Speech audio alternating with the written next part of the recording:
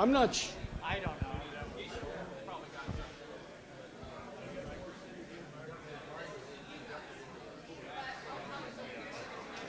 Is there an extra one here? So.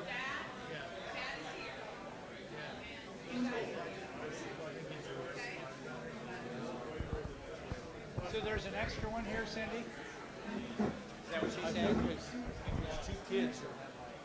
I'm an old coach, I can agree. No, I don't know. I'm usually in the back row also. I'll talk to you later. All right.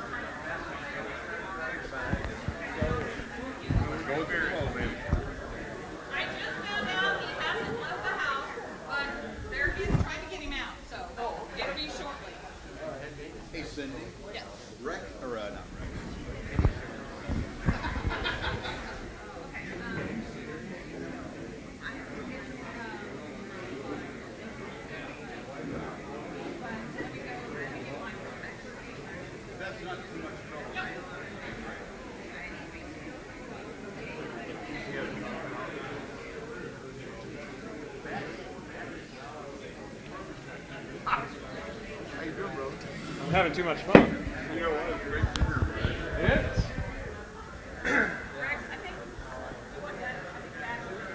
Yeah, you're right. You're right. What do you want to say? Oh, he'll be able to see. Yeah. I thought he was sitting here. They are great. They are great.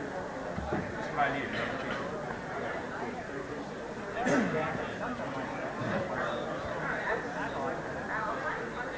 Spring of 1972.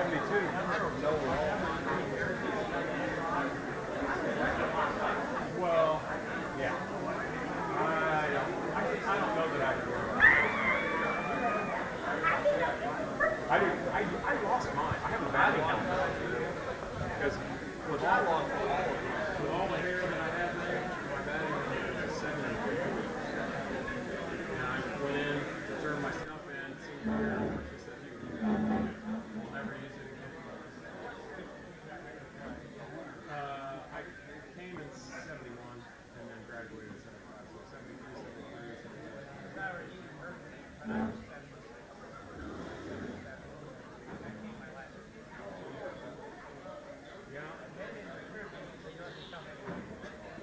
Well, Coach really is recruiting me. Ron Robart recruited me. I wish Kevin Harris. I wish there was somebody Kevin Harris knows. He's sitting there.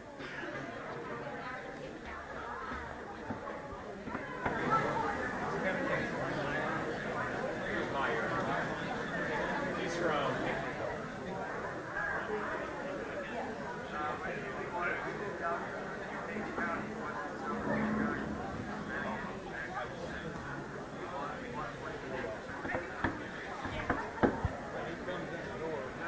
I got the microphone. Happy birthday. Stand up and raise it. Oh, you're right. Oh yeah, I don't want to be in front of that.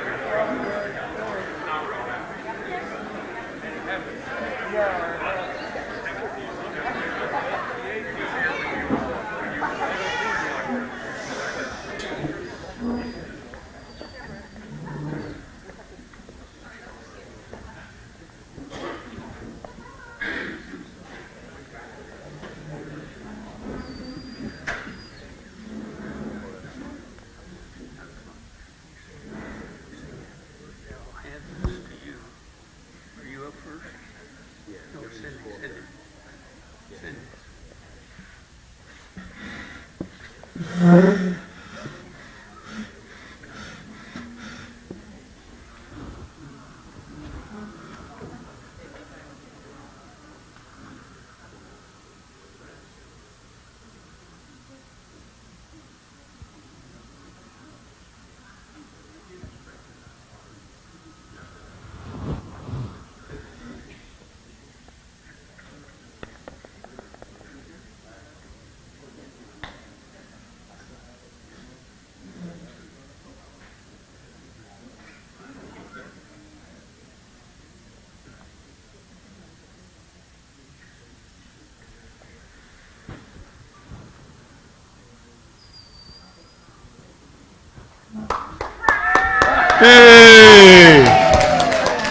Welcome.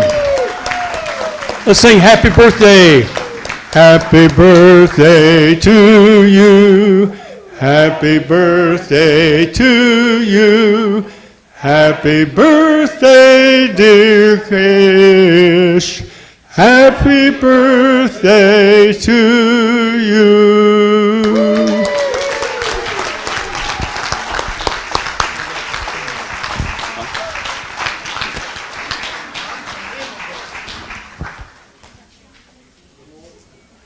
I'm overwhelmed, I can tell you.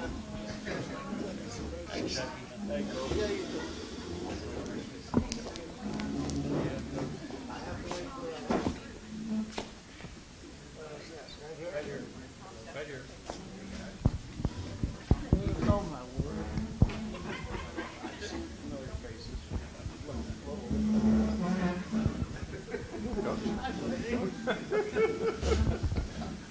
Now I can pull my.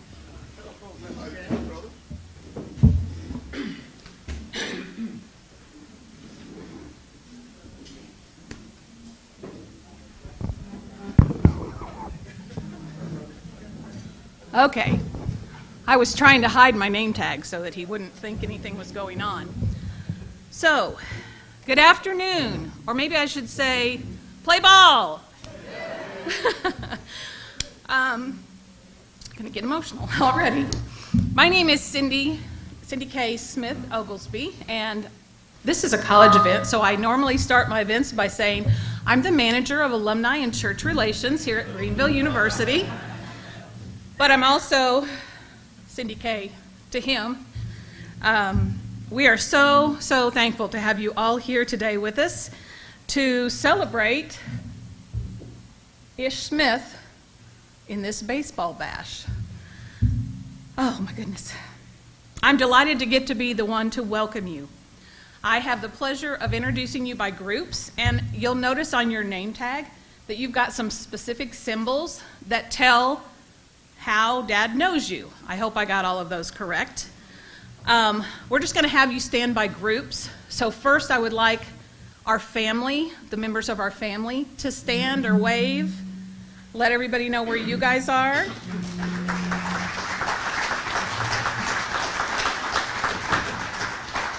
The group that is responsible, or that we especially wanted to reach out to, is those that played ball under Dad or under All-Top, the ones that are part of that group. All the ball players, please stand, wave.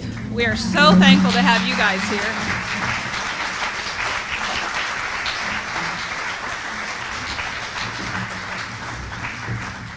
We have some Greenville University people who are, that's their tie to Dad. So if you are in any way tied to Greenville University or what we called Greenville College, there's a large group of you that were the ball players and others. Will that group please stand, wave, show yourselves?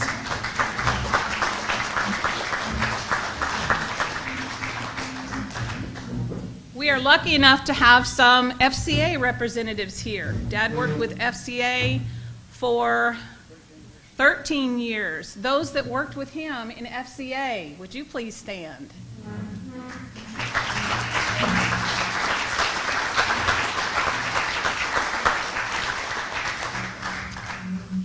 We have a couple representatives from international baseball days when Dad traveled with international baseball. Would those of you that worked with him in that situation please stand? There we go. I just want you to know, everybody who's ever worked with Dad knows this lady back here that stood, but you couldn't see her stand, Miss Pam Taylor. She had to do with everything. Thank you, Pam. We've got some people from the Greenville Free Methodist Church, or that are in Dad's Sunday school class, or in Dad's prayer group. Would those people please stand?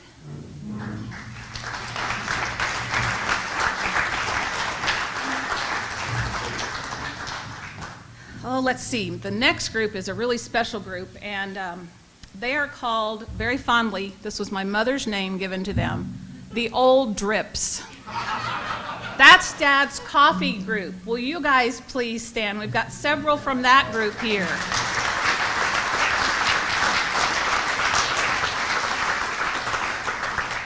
I hope you noticed that you have a symbol, a little coffee cup on your little tags. We also have the group that came to me, I think it was 3 or 4 months ago, and said, Cindy, we'd like to do something to honor your dad. And they said, maybe in May. And I said, his birthday's May 15th. Let's do it. So 5 guys that have been organizing all this, talking to me every week when I told Dad I had other things to do, that I had to go. All the secrets we kept. Will you guys stand that were a part of that?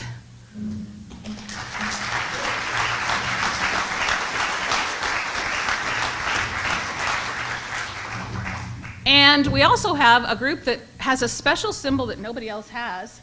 My close friends that Dad knows really well because they're my close friends, which is really all of you, but I had a couple people that's their tie to us. Janet and Don are over here at this front table, and Renee. Does anybody else have that special little symbol? It's got a little heart on it, so you make sure you welcome those people. They've been with us a long time. So we are so thankful to have you all here. I don't know if my brother and my sister-in-law stood, but they should really stand too, because the looks of everything are them. They came, they said, Cindy, we can't do anything. I said, oh yes you can. We got to have table decorations. Chuck made stuff, Renee collected stuff. So we pulled it all together. We got stuff out of Dad's basement that he doesn't even know we took.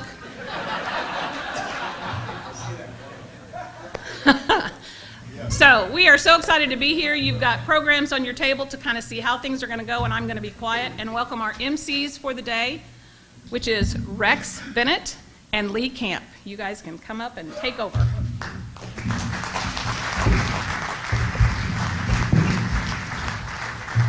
Thanks, Cindy. This has been, as you might expect, those of you who know Coach well, and everybody here, I'm assuming does, this has been a labor of love, and it's our pleasure to be here and help get this going today. It's my job just to give you some general information. Thanks be to God, the COVID mask mandate has been lifted and we don't have to wear masks. I think that's what I was told before I came up here. I live in Indiana, where things have been a little more loose throughout the last month or so. So it's nice to know we don't have to be masked today.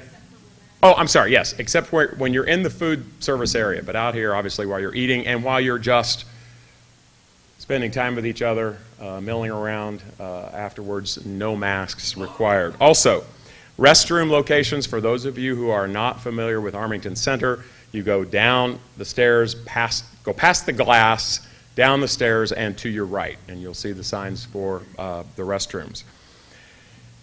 Before we get started, we are on the campus of Greenville University. Some of us know it still as Greenville College. Those of us who came here a long time ago. This jacket I'm wearing was first worn in the spring of 1972. 1972. For those of you who were not math majors, that's a long time.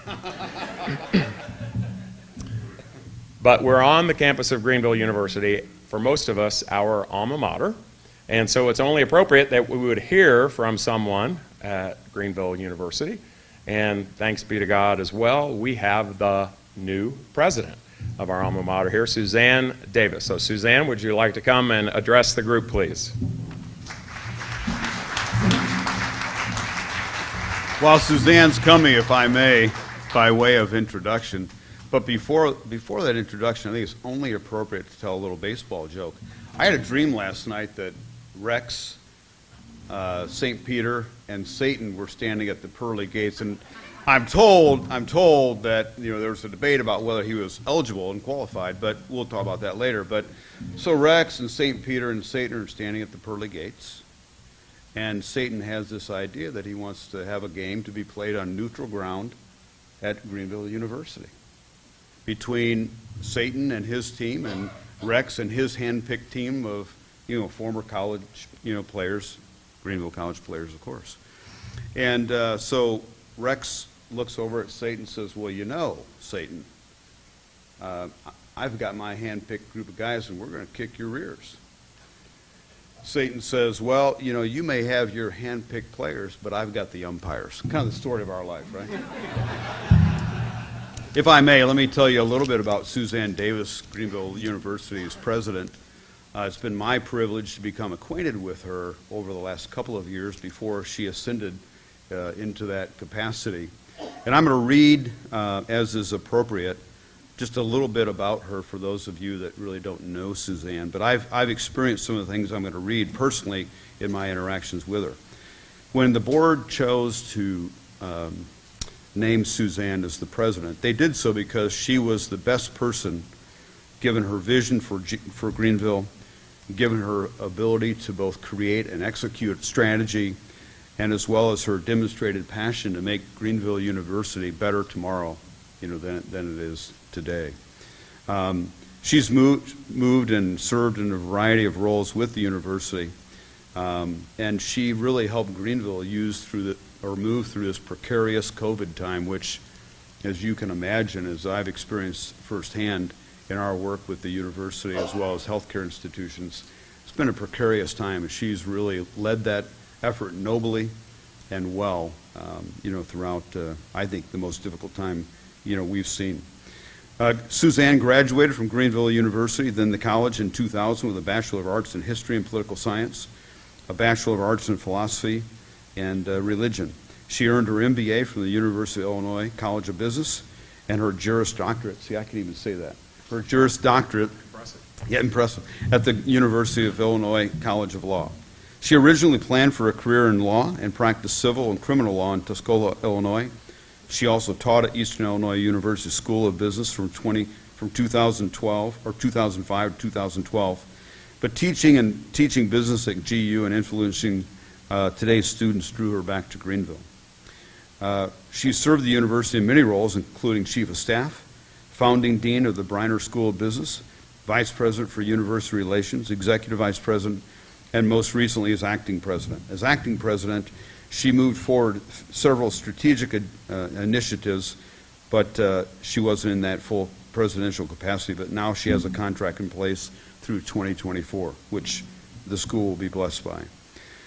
Suzanne has aided the school's successful accreditation effort, leading the financial operations and governance portions.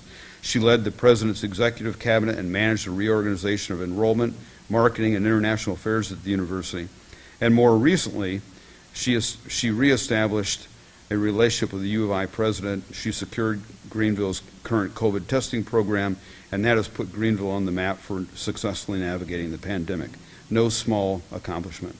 So I'm honored to introduce to you Suzanne Davis.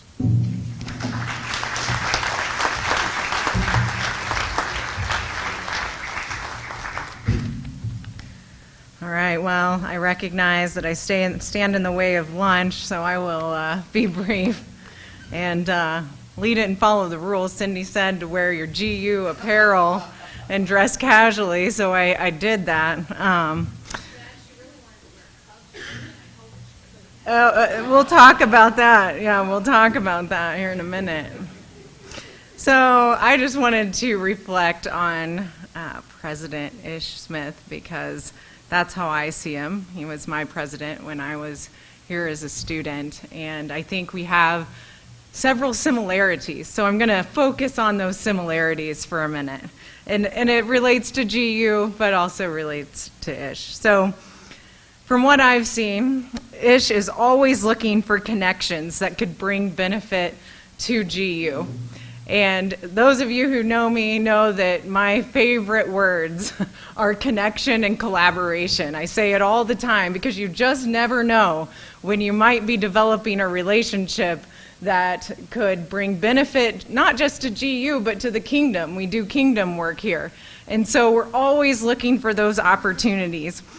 And Ish did that best in class, as far as I can tell. I've looked at lots of presidencies from across the CCCU, and I mean, obviously we had a lot of great ones here at Greenville College, Greenville University now, but Ish did this best in class, from my opinion, as he went out into Olympic baseball. He even met Fidel Castro. I'm not sure how we use that connection, but okay.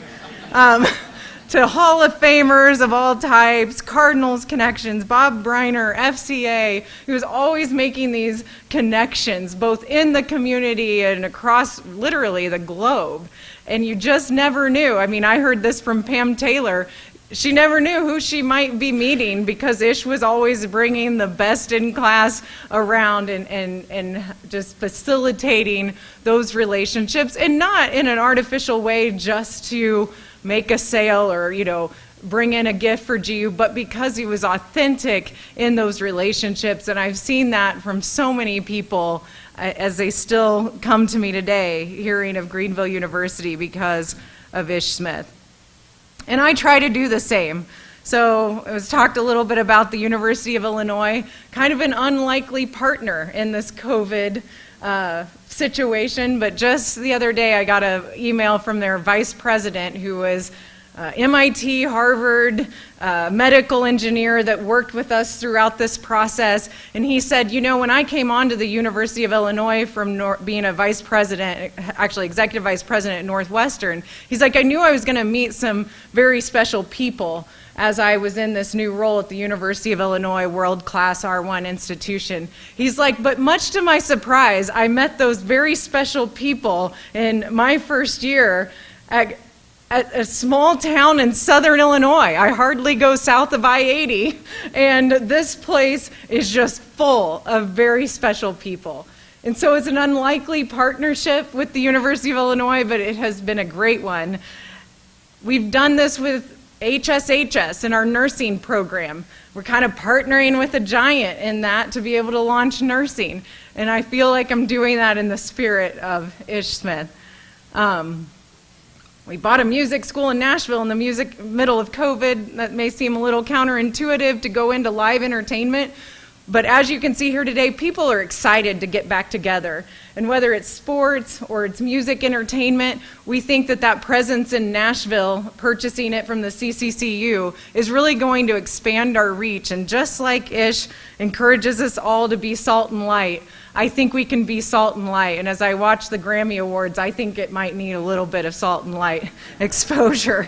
So I'm excited about that place. We partnered with the Economic Development Administration in the city and the state government to renovate a building on the town square so we could be a city on a hill, because we want people when they come here to feel not just the Greenville mission, but also the mission of the town to be arms wide open. And so we see that partnership in the Smart Center at the town square as a crucial one for economic development, but also community development. And so there's so many things I could talk about that our partnerships have led us to, with the Free Methodist Bishops launching the Center for Pastoral Formation.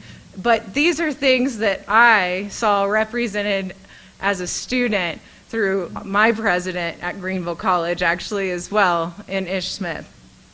And the second thing we have in common is we love athletics. We sit and watch games with Rich at H.J. Long together and have a dream to really see Christians, especially our GU alum, in leadership in all areas of society. But especially when we see Salt and Light and sports entertainment, we are especially excited because we know that there are people rising up as Christians of high character with a propensity to serve others, and that just lights our fire. And so we talk about those things at the games and how maybe we could do something with athletics and all of the talented athletes, many of you who have come through this place, as many of just those who are leading different things, whether it's in youth groups, FCA chapters, whether it's in some other role with a organization. We want to see and empower and celebrate those Christian leaders. So I do want to announce today something I think we're doing that's very special to bring them together, potentially these Christian leaders in all sectors of society, but especially in athletics. And we are announcing an extension to our comprehensive campaign because we actually are 18 months into it, and we had set a goal of $30 million because we really needed a lot of scholarship dollars, and we still are raising that as a main aspect of the comprehensive campaign. But we're already at $26 million, and so we are officially increasing our goal. It's still in discussion, but we're looking upwards of 45, 50 million, and so in that expansion, we are adding a capital portion that our students have requested, and we've been looking forward to for a long time, and that is a phased approach at the athletic fields to allow for better facilities, better locker rooms, bathrooms for those of you who really hate the porta potties, and also a press box area that'll be right there in the middle of everything where you can watch out and see football and track and baseball and softball. And in that area, the press box type area where you could view these things, there is going to be some artifacts, if you will, from Ish that he has generously let the college have access to. And so we are going to have honor our Christian leaders, and especially in athletics, through that space, and have an Ish museum, but he doesn't want it really called that. I think it's going to be leadership in sports, like that kind of thing. So Doug Faulkner is in the back, and Scott Giffen, Dwayne, Tom Ackerman is leading the charge on an advancement campaign for this athletic facility in the comprehensive campaign. So we are very, very excited for their help.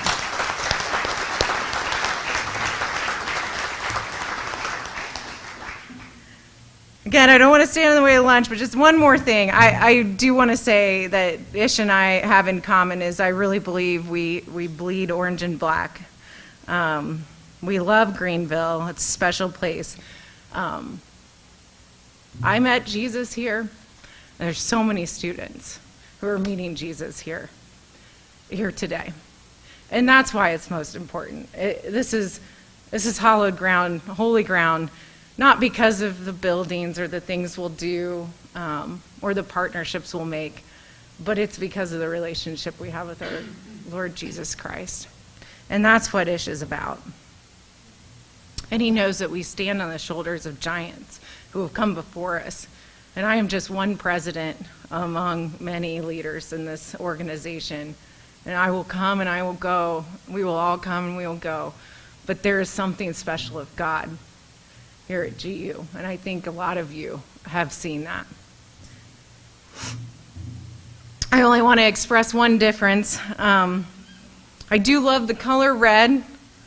However, this is as far as I could go.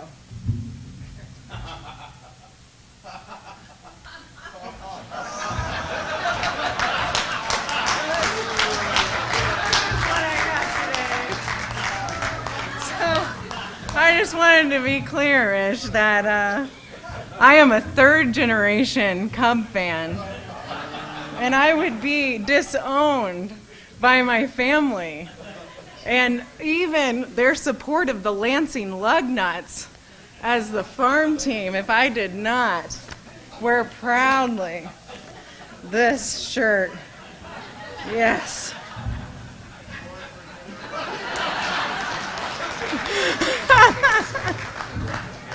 All right, I think Rex and Lee are going to bring us home here for lunch.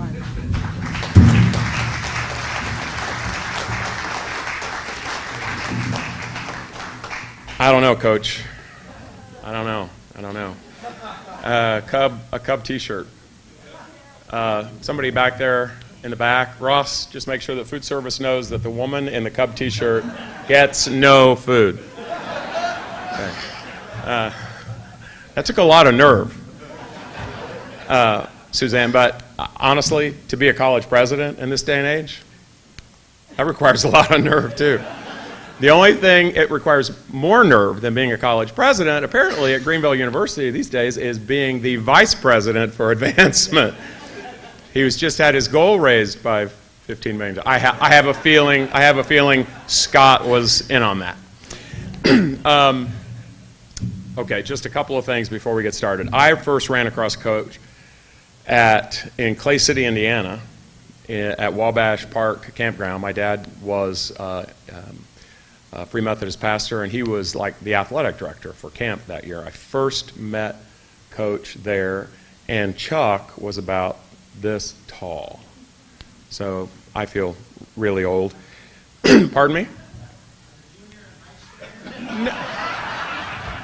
Chuck said that, not me, okay? I came here, I commented to somebody, Coach did not recruit me, not the first time. Ron Robart recruited me, but I knew that Coach was the baseball coach, and I knew that I wanted to try to play baseball. Over the course of the years, a friend and former teammate back there, Kevin may or may not remember this, Kevin Hicks, class of '74, he and John Hammond, the best hitters I've ever seen, certainly that I played with. I've maybe seen a couple more that were pretty good. But our sophomore year, I think it was, you finished your PhD at Florida State, defended your dissertation, you came home, and you were going to be speaking in chapel, and Kevin and I organized an effort to get the baseball team, I don't know if many of you guys remember this, to wear our orange jackets and sit in the front of chapel in support of Coach. He's been a beloved friend to all of us ever since. He tolerated my first 2 years here as a fairly good field and pretty well no-hit shortstop until I literally reached my full physical maturity and went from, well, tall and skinny to tall and not quite so skinny. And the first day of the season, my junior year, we're playing Harris Teachers College. What do they call it now? It's not, is it still Harris Teachers College? Okay. Well, I was hitting eighth, of course, because I was that weak hitting shortstop, and I came up in, I don't know, third or fourth inning, and I hit a home run.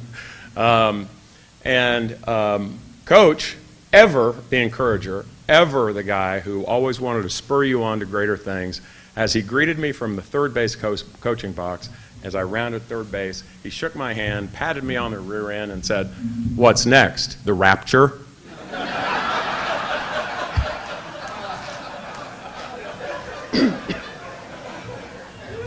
I'm not making that up. Fortunately, I was undeterred, and I continued to play. I have a connection with Coach actually in all three realms that we're celebrating here today, as a player and as a connection through the International Baseball Association, and also through FCA. I just thought of this. It was one of those, well, it's a dirty job, but somebody has to do it. I was sitting in an airport in Florida somewhere in March of, I don't know when that was, 2007, 2006, 2007, and got phone, and it's Coach calling me, phone call, and he says, "Rex, next Thursday evening, we're hosting Tony Dungy here. How many of you were here for the Tony Dungy dinner to celebrate and to raise money for FCA? It looks like the weather's going to be bad, and none of the guys on my FCA board, there are a couple of guys who have pilot's licenses. It looks like the weather's going to be bad, and they're not going to be able to fly over and get Tony." He said, "Could you possibly maybe find the time in your schedule to drive Tony over for the dinner?" So, I had to move a lot of things around. But because of Coach and FCA, I got to spend literally an entire day in my car with Tony Dungy. And it was just an incredible experience. He is the man in private that you see out there. In fact, we were changing, well, never mind. he's just a very humble and gracious guy, and I got to spend a day with him because of FCA. And then the days with IBA, I have to tell one story that I don't know anybody else will tell. I wasn't there, but I just heard about it, and I think Coach was quoted in U.S.A. Today, if I'm not mistaken. Coach went to Cuba many, many times. I went once, and it was quite an experience, but he was sitting in Fidel's private box at Pan American Stadium in Havana. Beautiful, beautiful state-of-the-art baseball facility back in the 80s sometime. And I mean, he'd been with Fidel enough in his office and other places that, you know, they were on a first-name basis. And during the course of this baseball game, Fidel leaned over to Bob and says, "You know, Bob, when I was a young man, there were many people in your country who thought I could have played baseball in your major leagues." And Coach, never missing a beat, kind of like, what's next, the rapture? Sorry, my pen. Coach leans over to Fidel and says, "Yes, Fidel, I know that. And I can assure you that there are many people in my country today who wish you had."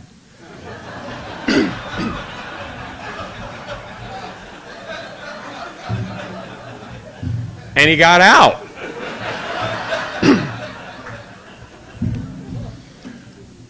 Coach, you know, it's not what you know, but who you know. You've heard that before, and I was practicing law in Indianapolis when the Lilly Endowment gave the International Baseball Association a bunch of money to move their headquarters to Indianapolis. And Coach got me involved, and we helped negotiate a lease for the space and did a lot of other work. And I got involved with international baseball and met people all over the world that I had no business. As a poor Free Methodist preacher's kid from southern Indiana, I had no business having some of those experiences, but I had them because of Coach. From sitting on that bench right there and being forced to write a thank you note to Bob Briner before I walked out, because I hadn't done it in a timely way, to traveling the world with the guy who has been all my life the older brother I never had.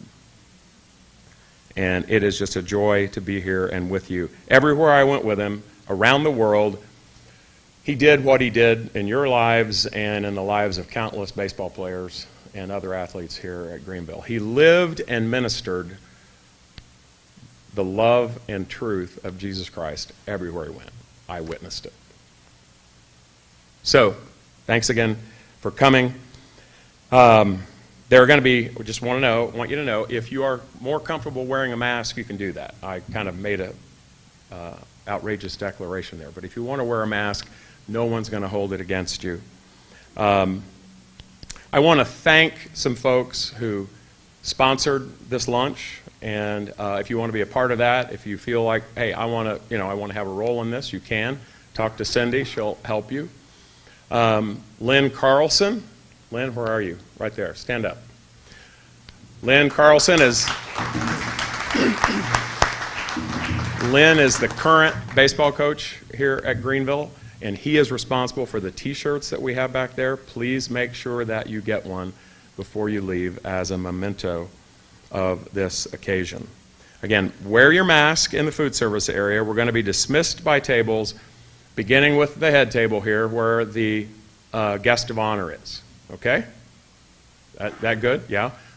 I remember. I'm getting, the physical version of the emoji telling me that we're supposed to pray before we eat. From Tom and Cindy. Thank you. So if you would, bow your heads with me, and we'll get on with the food portion. Father in heaven, we come to you today as a group of your children who have been blessed in ways that we never could have imagined by the life of Coach, of Bob Ish Smith.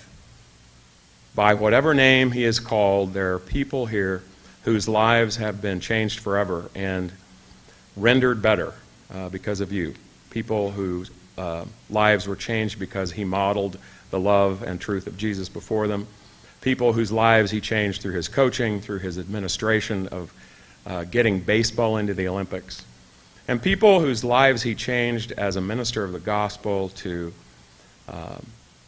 high school and junior high age athletes through the phenomenal work that he and others did in FCA.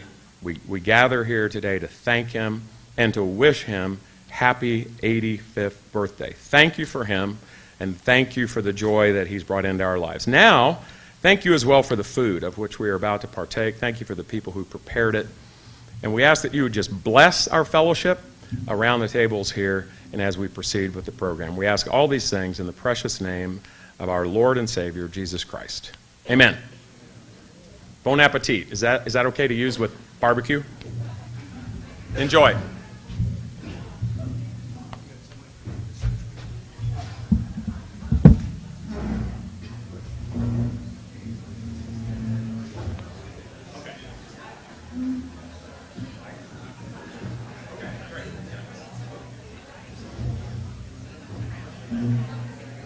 I'll be back.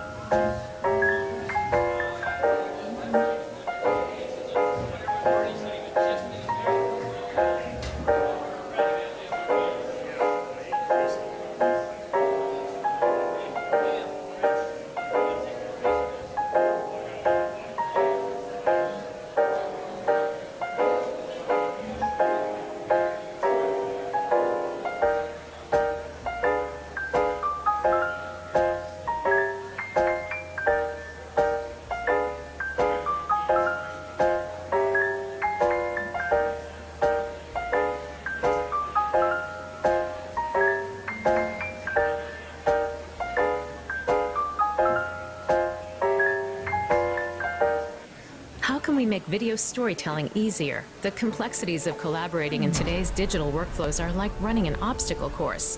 Creative groups need to be connected and empowered by technology to work freely while crafting their stories. So we set out to advance video technology in a whole new direction. Our goal was to eliminate the need for redundant tasks.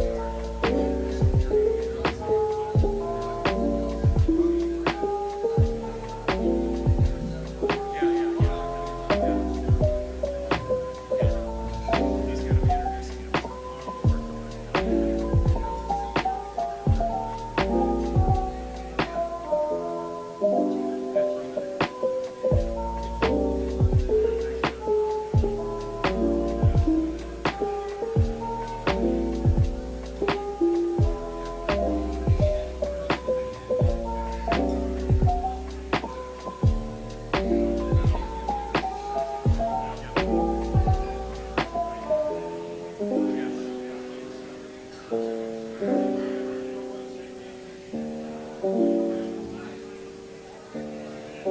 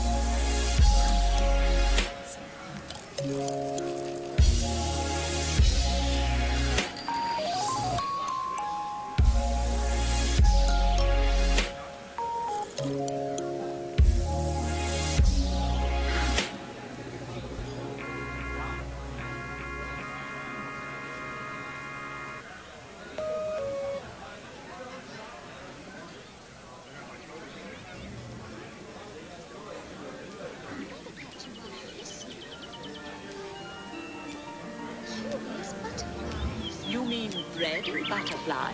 Oh, yes, of course.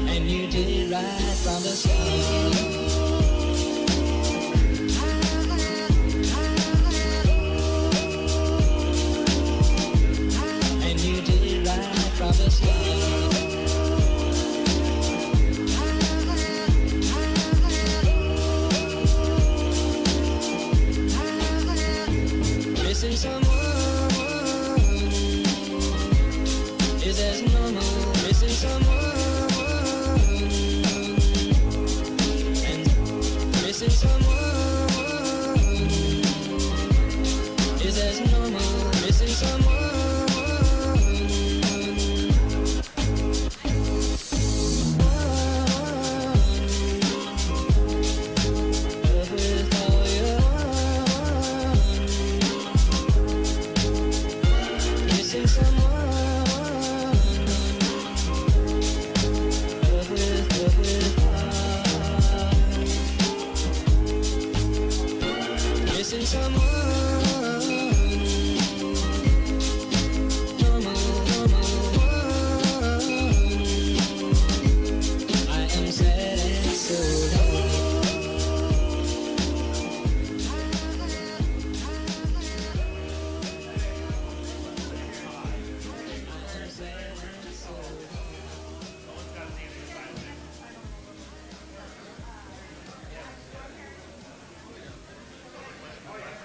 Up your hydration game with Vital Proteins Collagen Water, a new way to sip on wellness.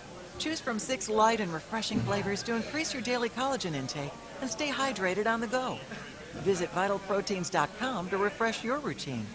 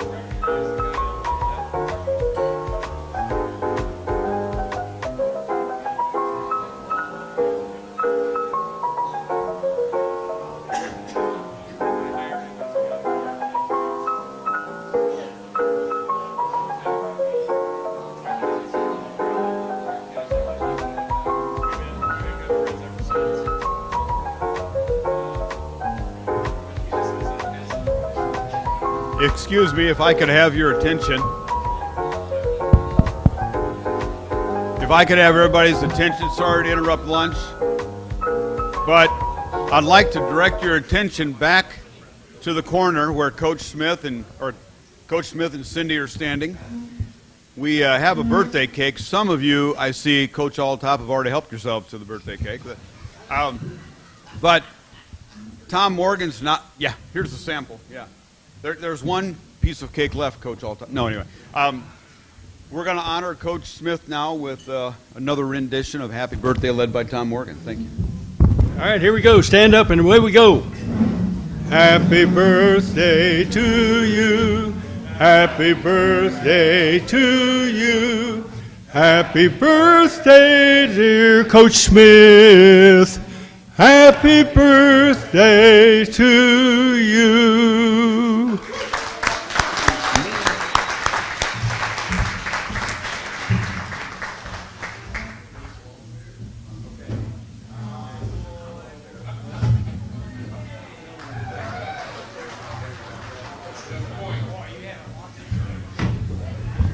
By the way, there's a lot of cake back there, so please go back and help yourselves to some great cake, cupcakes. It's very good.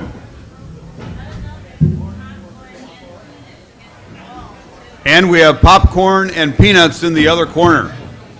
Maybe some Cracker Jack, too.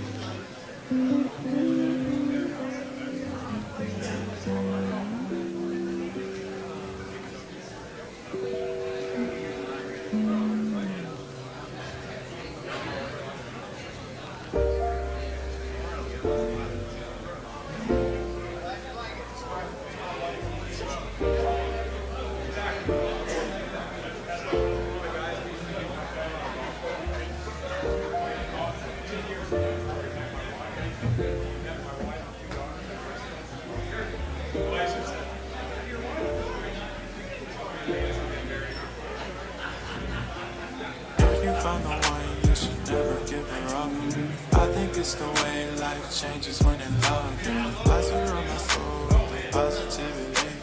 That's why I don't worry about the things that I don't see, yeah. These days I don't worry about much. I think we should have some more fun. I still dream about the days when we were young. I'll take the hit and still finish sharing one, yeah, yeah.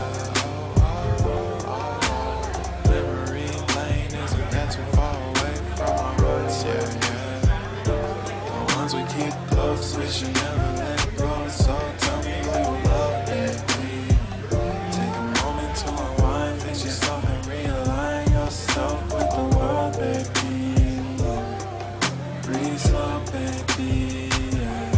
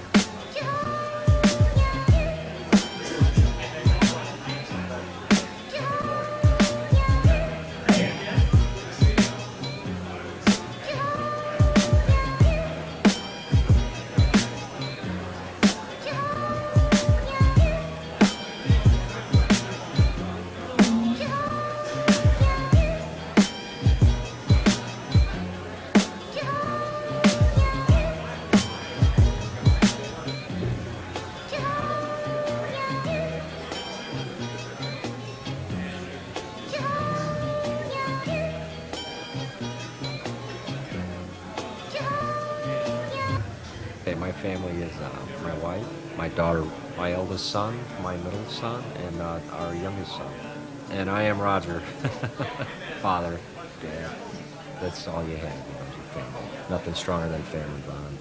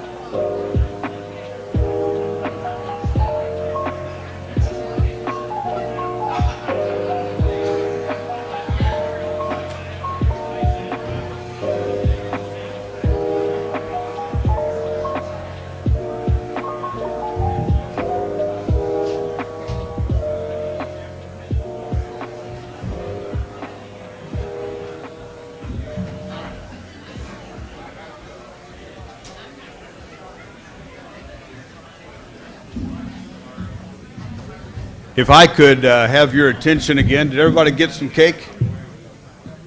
Hey, Kent. We're now in the fourth inning. Oh, we're now in the fourth inning, and I need to call an official timeout. We've had a bad call, and Cindy and Rex, could you guys join me for a moment to make sure we get this right with the umpires? Where's Cindy? Yes, it's the fourth inning, and we're going to take a quick break.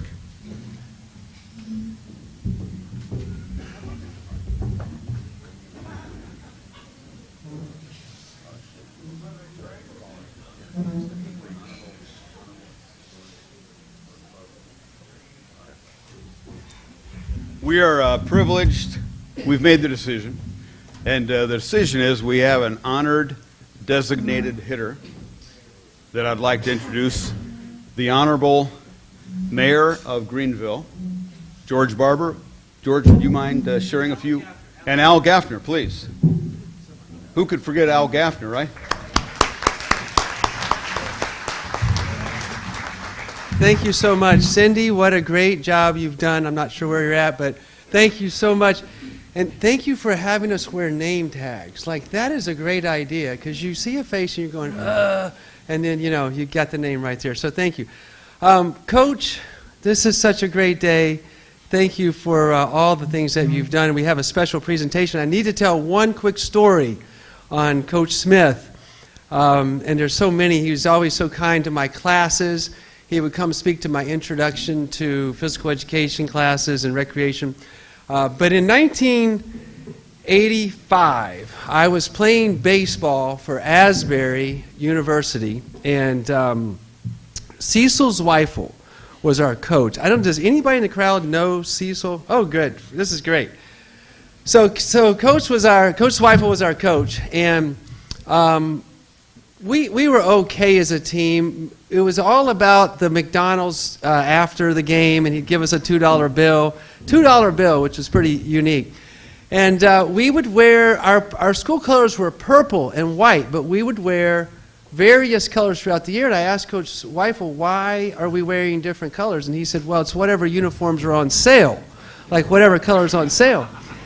And this particular year, we had really nice uniforms, and they were red, white, and blue. And I said, Coach, these are really nice uniforms. Where'd you get these? He said, well, I know a guy named Ish Smith who's in charge of international baseball, and these are actually the leftover Olympic uniforms that you're wearing. And we matched it with an Atlanta Braves hat, and I wore number 11, which was also worn by Barry Larkin of the United States team. I'm sure it was an extra leftover jersey, but I felt like, man, I'm wearing Barry Larkin's jersey out here to play. So, Coach, 40 years later, thank you for the International U.S. Olympic Committee baseball uniforms, and it was a great blessing to wear those. I'm not supposed to tell anybody. He told me. So anyways, we got that done. So thanks so much. We have a special presentation for you.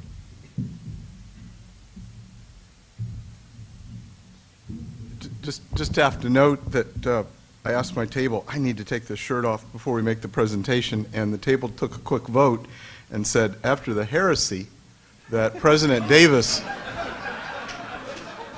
brought upon this campus and defiled, said, go up there with that Cardinal t-shirt on, Alan. So,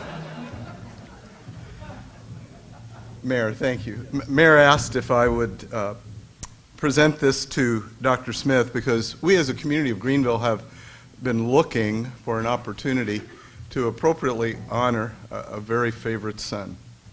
And this 85th birthday becomes that opportunity.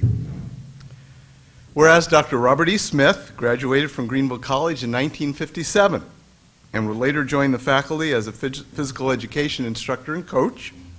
Whereas he became head baseball coach at Greenville College in trivia. What year? 1961.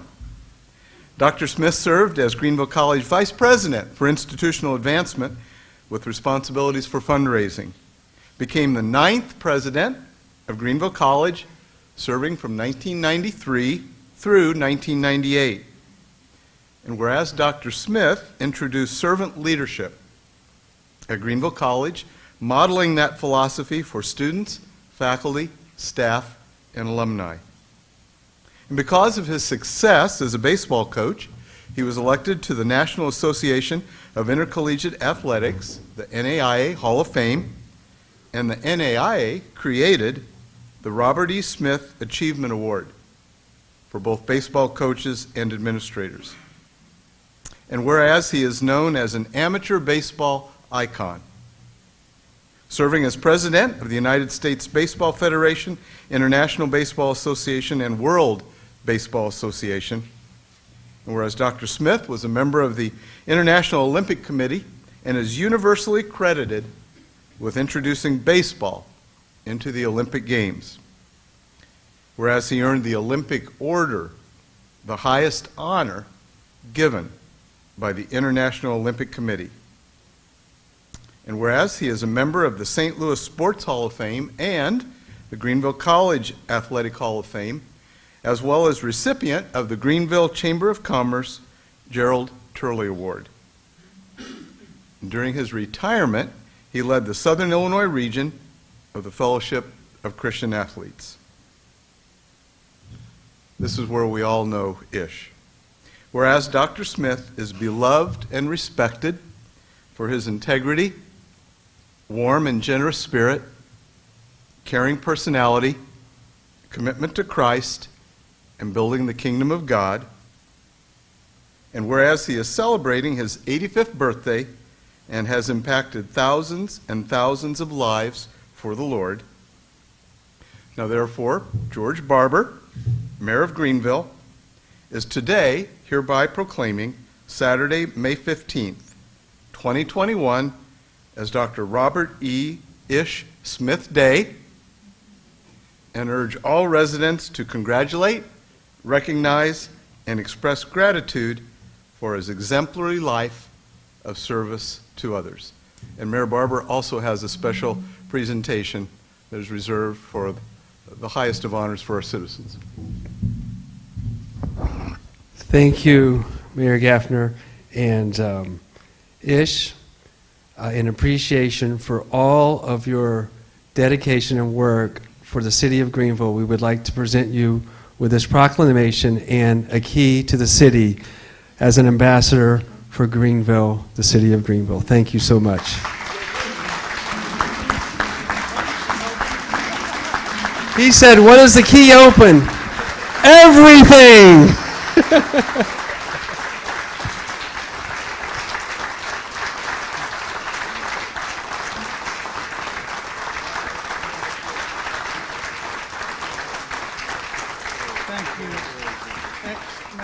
Mayor, I'm honored. I probably am going to have to say something a little later, so I got to save it. I don't have too many words to say.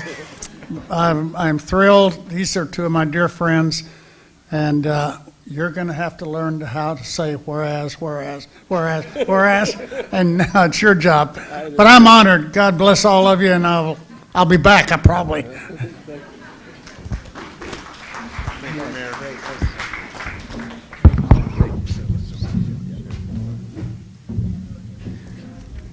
We're now on the bottom of the fourth. It's been a long inning. Before I introduce a wonderful guest, I'd just like to take a moment to tell you that the reason I'm here today and the reason I came to Greenville College the fall of 1975 was because of Coach Smith. He's been called a lot of things. You just heard some of those accolades and titles and names. And but for me, he'll always be known and has always been known as Coach. And for those of us that played the game of baseball,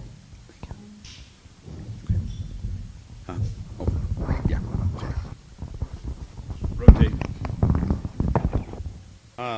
For those that played the game of baseball, you know how special a coach is and how special a coach impacts your life. And I've had good coaches and I've had bad coaches and they all have an impact for good or for bad, right? But Coach Smith, you are the best of coaches, the best of mentors, and a remarkable man. As a Chicago boy growing up, Suzanne, I was a Cub fan. But, you know, I became a regenerated person when I moved to the St. Louis area.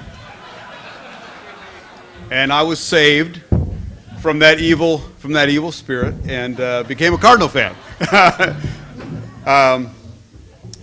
But growing up in the Chicagoland area was a pretty special time. And the next guest that I'd like to introduce is a young man, I say that figuratively, who a number of years ago came to Greenville College.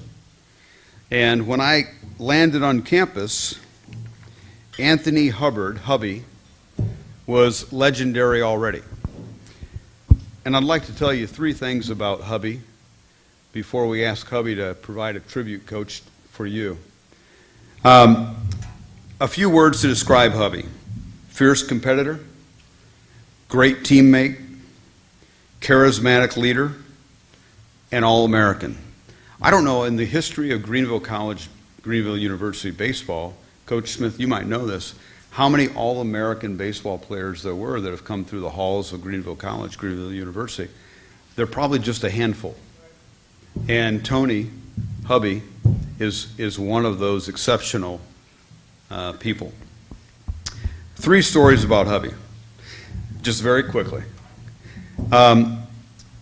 In the district playoffs in 1977, we played 4 games in the Chicago area at Lewis University in the district playoffs. And for those of us that it was the end of our career, that kind of ended way too abruptly for us. But in the 4 games that we played, not one player from the opposing team in those 4 games tried to steal a base on Hubby. They knew of his athleticism. They knew he had a cannon arm. They knew he had a quick release, and they knew they'd be dead on arrival should they try to do so. And that's a tremendous tribute, Hubby, to not just your athleticism, but your fierceness as a competitor. I don't know that we've ever really talked about that, but another story.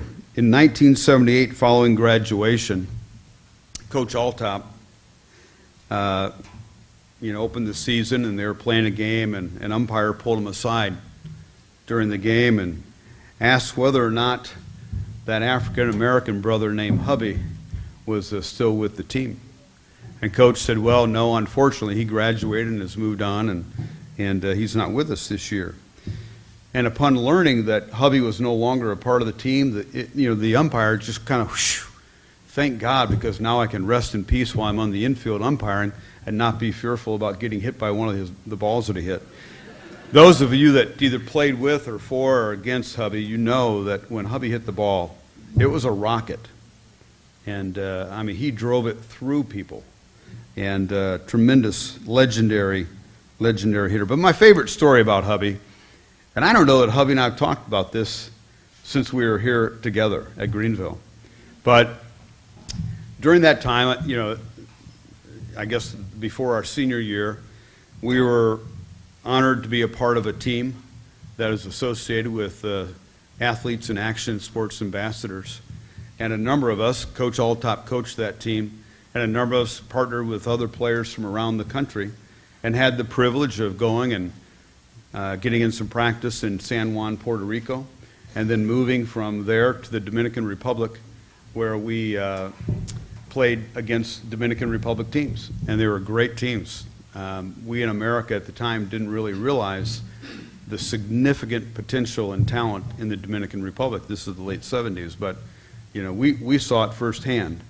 And I just remember I was a middle infielder, and what I remember most about those games, Hubby, is that I received a neck injury. It's because I was constantly having to look over at the balls that were being shot over the outfield wall. But anyway, but in preparation for going to the Dominican Republic, we're in college. We're a bunch of college guys. Some of us had never seen the ocean. Some of us had never been out of the country. Some of us had never been on an airplane. And so as we were thinking about it, you know, TJ and myself and hubby are having a conversation one day, and, you know, we're excited about it, and we say, well, you know what, how are we going to communicate with the people of the Dominican Republic? You know, they speak in Spanish. None of us did. And hubby said, I'll never forget it. He didn't miss me. He said, yeah, oh, I got it. He said, what's that? He said, Donde está la playa? Wow. I didn't realize hubby, you know, spoke the language. He said, yeah, donde. I said, what is that, hubby? And to this day, I don't really know what that really means. But what hubby said was, Donde está la playa meant, where's the beach? Yeah, that was the most important thing for hubby about going to the Dominican. So anyway, I'm proud to introduce a former teammate and friend, Anthony Tony Hubbard. Hubby.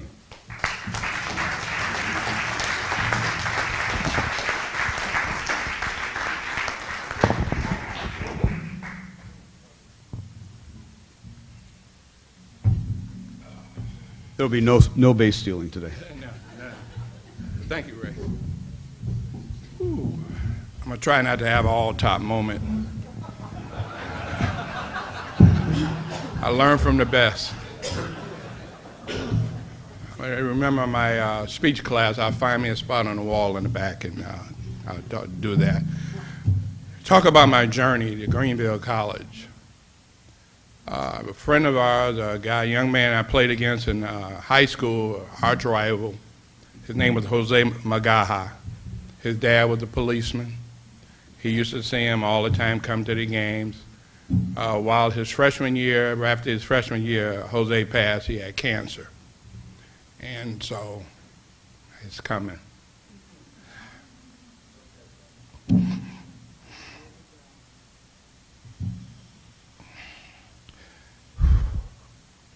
So I got on a train in Chicago.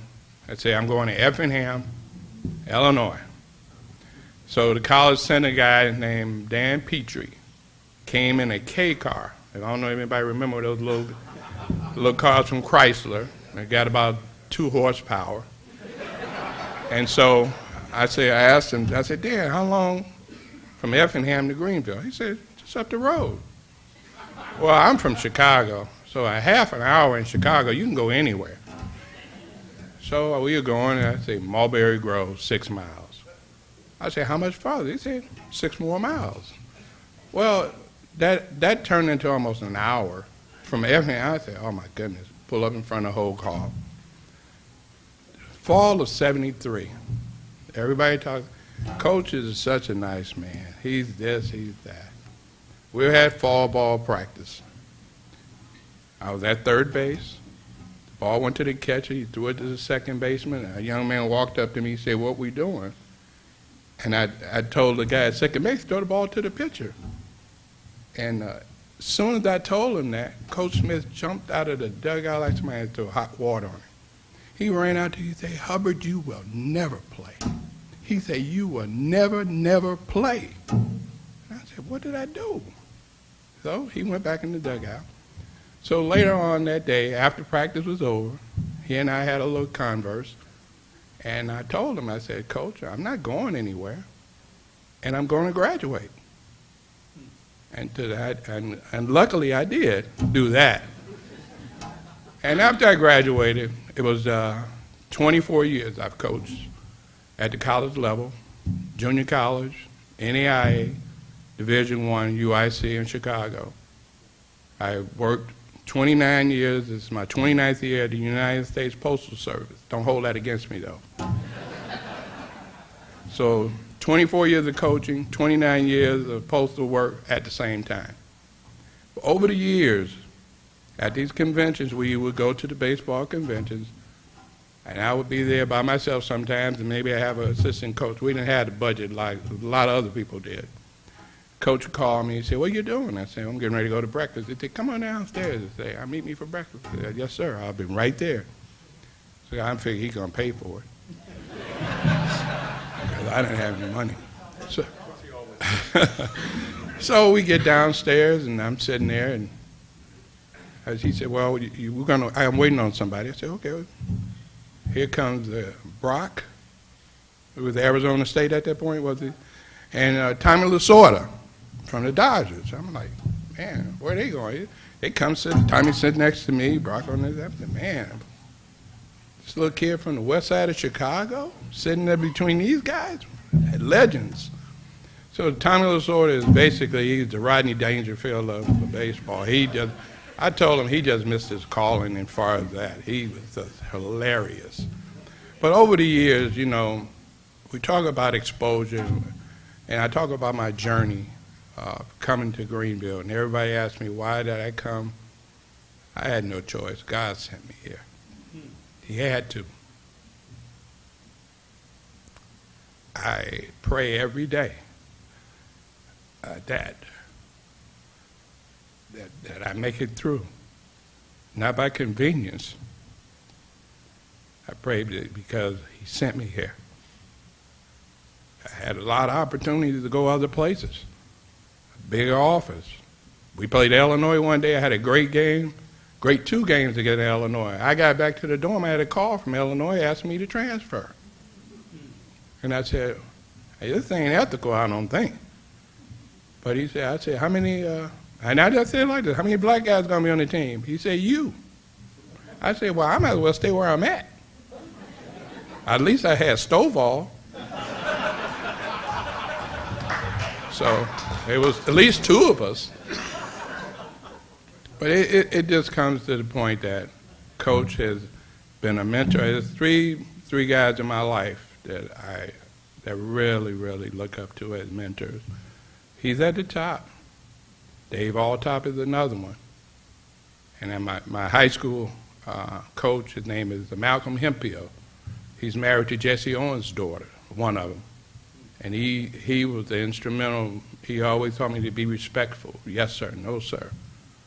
And to this day, he's still one of the kind of guys that coaches about respect and being respected. And I try to do the same thing.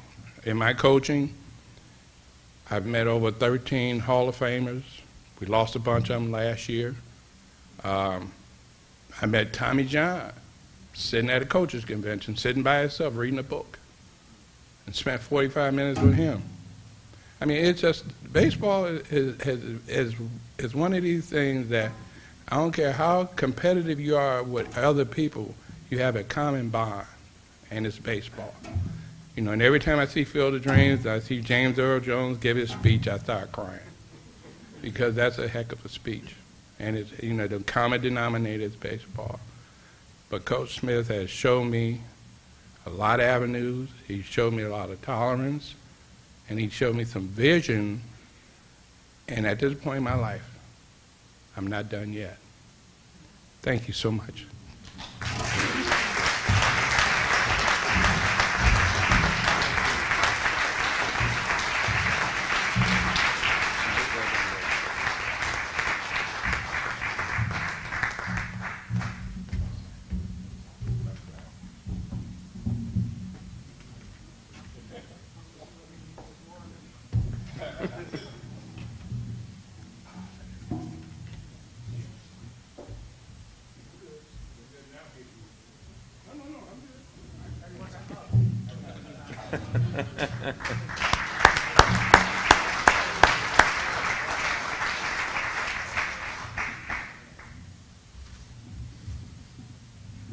Thanks, hubby.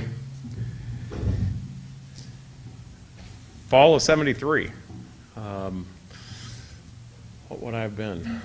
A lot younger. We'll leave it at that.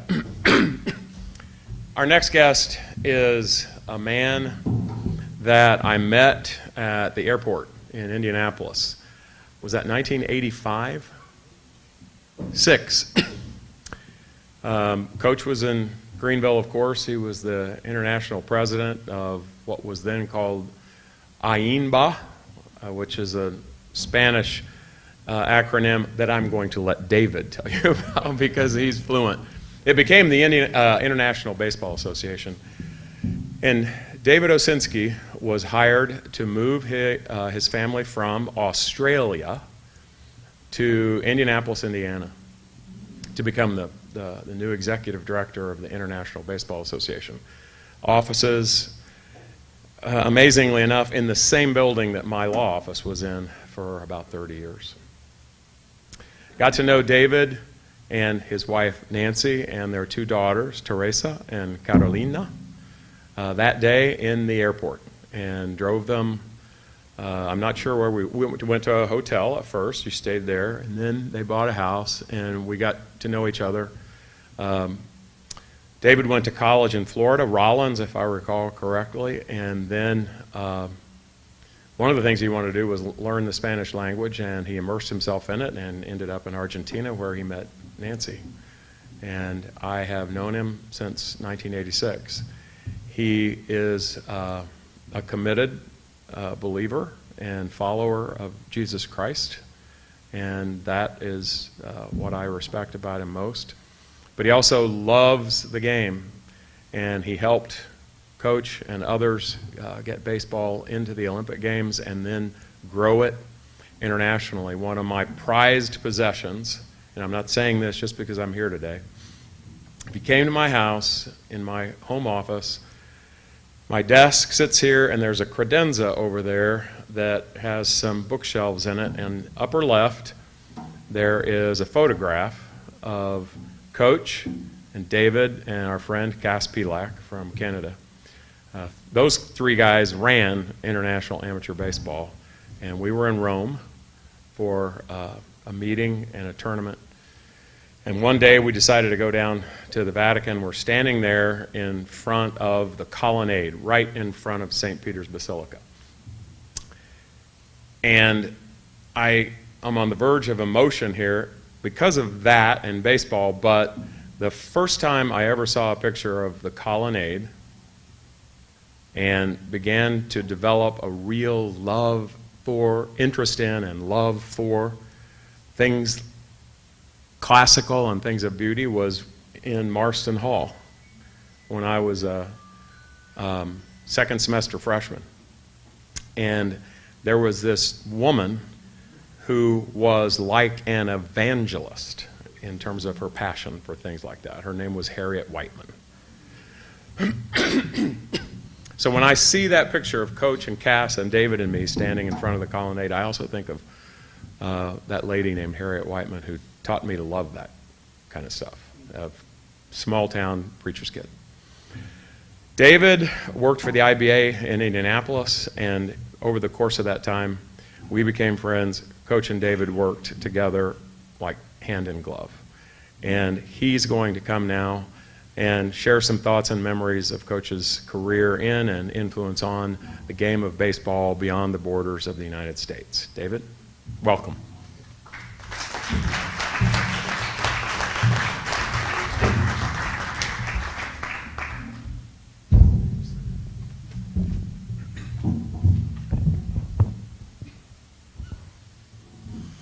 Well, this should be easier than having to address the 4,000 to 5,000 fans at the opening of the Brazilian World Tournament, and I didn't speak Portuguese.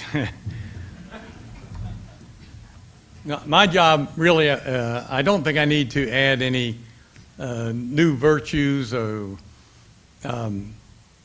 things about Bob Smith that you don't already know. So I want to paint a picture for you of what international baseball, how it evolved, and the role that Bob Smith had in international baseball. So Olympic baseball goes back actually over 100 years. It was a demonstration sport, meaning it was just to be played in the Olympic Games, not as a normal sport, but just to show what it was. That goes back to excuse me, St. Louis in 1910. And then it made a couple cameo appearances also in the 20th century and at other venues. So there was a world championship in 1936. That was the first quote-unquote world championship for amateur baseball. However, what really evolved was that there were two factions who were warring with each other over new countries to baseball, and each one saying, oh, we'll put on the world championship this year, we'll put on the world. In other words, there could have been 3 world championships in the same year by these 2 governing bodies. And obviously, if you're on the other side looking from the Olympic viewpoint, you're already working with great international federations like the one for soccer or football, FIBA, and also volleyball, for example. And therefore, when you see a herd of people coming to you saying, no, we represent baseball, well, they realize that they did not. So what happened was that in the late 70s, I was working in baseball down in Chile. I was a Peace Corps volunteer, and I don't know if you know what the Peace Corps is. It's an organ of the federal government that sends volunteers to other countries to, quote unquote, help them develop. And so I was working down in Chile. I came back and attended the American Baseball Coaches Association convention in Miami, and that's where I approached Bob Smith. I don't know, he might not remember, but I approached him and told him that if there was anybody that he knew of who was interested in international baseball, we were in Chile and we were developing. And actually, the meeting with Bob, he gave me several contacts, resulted in a trip for our under-19 national team, that's 18 and 17-year-olds, to come and play in the United States. And we played in Miami against many Cuban teams. So that one meeting was very fruitful for this group of athletes who would have never, ever thought of leaving their country had it not been for the contacts that were provided to me. So that's in the late 1970s. Now, Bob at that time, I'm pretty sure, was the president of the United States Baseball Federation, and that meant that he was trying to put out the different flames that flew up between Little League Baseball, Pony Baseball, Babe Ruth Baseball. They were all affiliates, but in the case of all the youth organizations, they were competitors.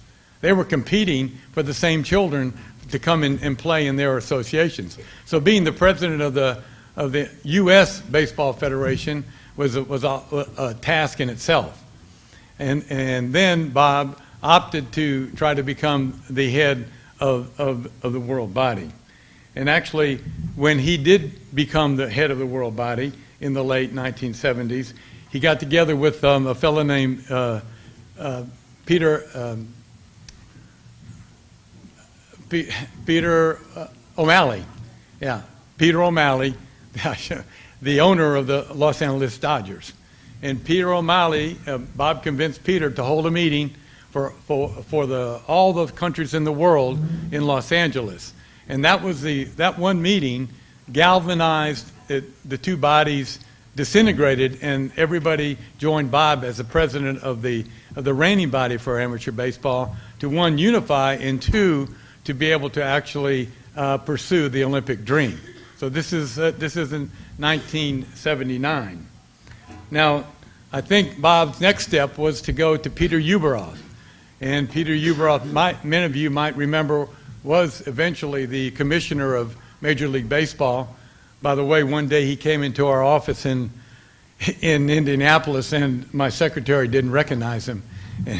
He sat out in the anteroom for 20 minutes. So anyway, Peter was then the director of the organizing committee for the Los Angeles Olympics in 1984. He was a key person, and Bob approached him, and of course Bob, with his colleagues, approached him about having baseball become a demonstration sport in the 1984 Olympics. And Peter agreed, and of course from then on, Peter, moving in a commercial manner, changed the face of the Olympics. The 1980 Olympics had been held in Montreal, in Canada, had been a financial flop. And so therefore, when it's not run right, obviously people don't even want to host it. But Peter Uberoth and the organizing committee in 1984 said that they would host it, and they ran it like a business, and they got a huge amount of private money to fund the 1984 Olympics. And fortunately, Bob and his colleagues had baseball part of it. And as a result, baseball garnered the second most amount of money of all the Olympic sports in the 1984 Olympics, only trailing track and field. And that rang really true with the members of the International Olympic Committee. That's what they wanted to hear. So in 1984, baseball had an opening towards being in the Olympics. So I suppose what I'd like to suggest to you or emphasize to you, well, let's see, it did become an Olympic sport in October of 1986. However, I wonder if anybody, even Bob or anyone, would want to count or add up the miles that Bob Smith traveled all over the world trying to convince the members of the International Olympic Committee, the people who voted, to allow baseball to become an Olympic sport. It probably is, he can't remember, and they probably were never counted. But his efforts, along with several others, I won't discount his colleagues, but he was the leader, he was the president, he's the one who had to go and convince people all over the world to get baseball into the Olympic Games. And he did so. And he and his colleagues celebrated in October of 1996 the entrance of baseball and softball into the Olympic Games, because we had made a dummy organization. So when it was presented to the International Olympic Committee, formally it was baseball and softball entering the Olympic Games. So that actually took place in 1986. And for the next 20 years, starting in 1988 in Seoul, and then going on to Barcelona in 1992 and beyond, Atlanta in 1996. I could be boring you with all these details, but you see that it was part of the world organization, the Olympic organization, and the important part of that is not actually what happens every 4 years. It's what you see on television is important, probably obviously for the athletes who are in it and their families. But what happens between the Olympiads is the most important thing, because what Olympic baseball meant to an athlete in Philippines, and this is where I've spent a lot of time over in Asia and other parts of the world helping to develop the game, it meant everything. The Ministry of Sport in the Philippines could not ignore baseball because it was an Olympic sport. Therefore, baseball in the Philippines was getting money, and they were getting more facilities, not only just in the Philippines, but all over Europe and in Africa, South Africa, and also in Indonesia, in countries that maybe they were beginning baseball, but they were actually part of this grand movement internationally to develop sport. So either you were inside the Olympic movement or you were not. And there was Bob Smith, and he'd be the first to admit it, he was the leader, and he had help. He had several international colleagues who went all over the world and helped convince people. But he was the main and the prime mover to actually change the life of the baseball life for many, many millions of athletes all over the world. And so therefore, that's probably why I was asked to speak, because you might not be aware of the real importance of Bob's multi-million airline trips over the course of many, many years. And then, of course, during that time, we were able to establish new initiatives within baseball. For example, not only did we run the Olympics, we ran the World Under-19 National Championships, the World Under-15 National Championships. We ran what was called the President's Cup, and that meant that, believe it or not, because of the leadership we would have universities, Asian universities in Korea and Taiwan pay for their athletes to fly to Argentina and play baseball with the baseball, you couldn't even compare it. But they were there to help the development of the game, and they paid their own money, and they stayed and they paid their own hotels, and they actually helped develop the game on the other side of the world. And that was kind of the type of development that was going to lift up countries like Argentina and Brazil and countries like Chile, the place that I used to work at. So. That's my job, is to tell you something about maybe a part of Bob's life that you weren't aware of. But he was and has been the main mover in Olympic baseball. But I'd like to also give you a couple anecdotes here. Over the course of many years, you'd think there'd be many. Although I would say that we were always glad to actually get somewhere and get something done and then get back. And if you remember, Bob, I think that in those days, this is the mid-'80s or late 80s, you'd get back to the United States, and I think you had some type of a card or something. There were no cell phones, so you'd dial up a number, and you could get all your phone messages. So that's the first thing. Bob would run to one telephone, I'd run to another telephone to get the messages for the next round of whatever the next event was. However, one anecdote that I'd like to tell you about is during the 1988 Olympic Games. Bob was the president of the International Baseball Association, and I think you were still the president of the USBF, or the national amateur body for the United States. Bob was up in the president's box in Champs Hill Stadium in Seoul, Korea, where the 1988 Olympics took place. U.S. versus Japan, gold medal game.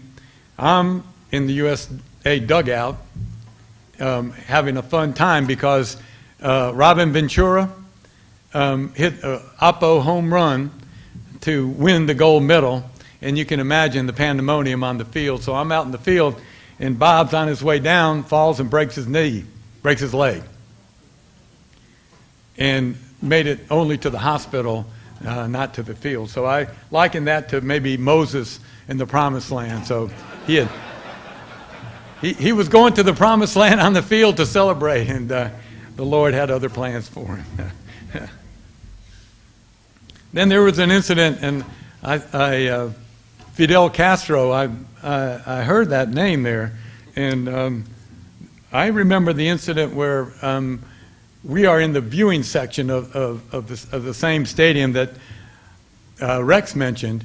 That is right down behind home plate where very few people can come. And in walks Fidel with his translator. And of course they walk up to Bob and they're having a chat, and Bob graciously introduced me to Fidel. And so the four of us are having a chat, and there's only two other people there. There's Fidel's bodyguard, and there's Rex, the bodyguard of Bob Smith. So we're chatting, and all of a sudden, the bodyguard of the numero uno, dictador del mundo, #1 dictator in the whole world, goes up to the bodyguard of the numero uno baseball guy in the whole world and takes a bottle of Coke gently out of his hands, because obviously he thought it might be a weapon to actually hurt Fidel. So, given the contribution that Bob made, and of course he'd be the first to say that Joanna was right behind him the whole time, supporting him in this great work that he was doing. But given all the work that he did for the athletes around the world to be able to actually play the game and to grow the game, I would say that any major league player who puts his foot between the combat lines nowadays in Major League Baseball ought to give a donation to Greenville University in honor of Bob Smith. Thank you.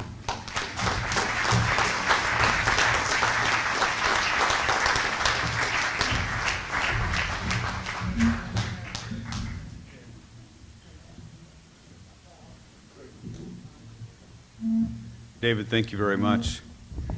You know, I think we're all catching a glimpse of some things that we've always known, Coach, but those kinds of specifics really, really matter. Thank you very much. So we've heard from a player. We've heard from a fellow colleague in growing the game of baseball worldwide. And I think kind of the undercurrent in my mind about Coach Smith is that the story of your life is being told in the changed lives of people in and around the world, way beyond Greenville College, Greenville University.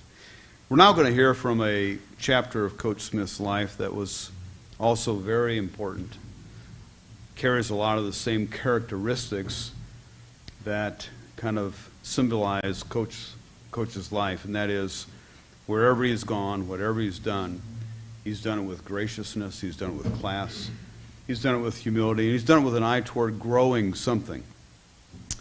And the Fellowship of Christian Athletes, of course, is an organization that's been around, I think, since the 1960s, maybe the 50s. Yeah.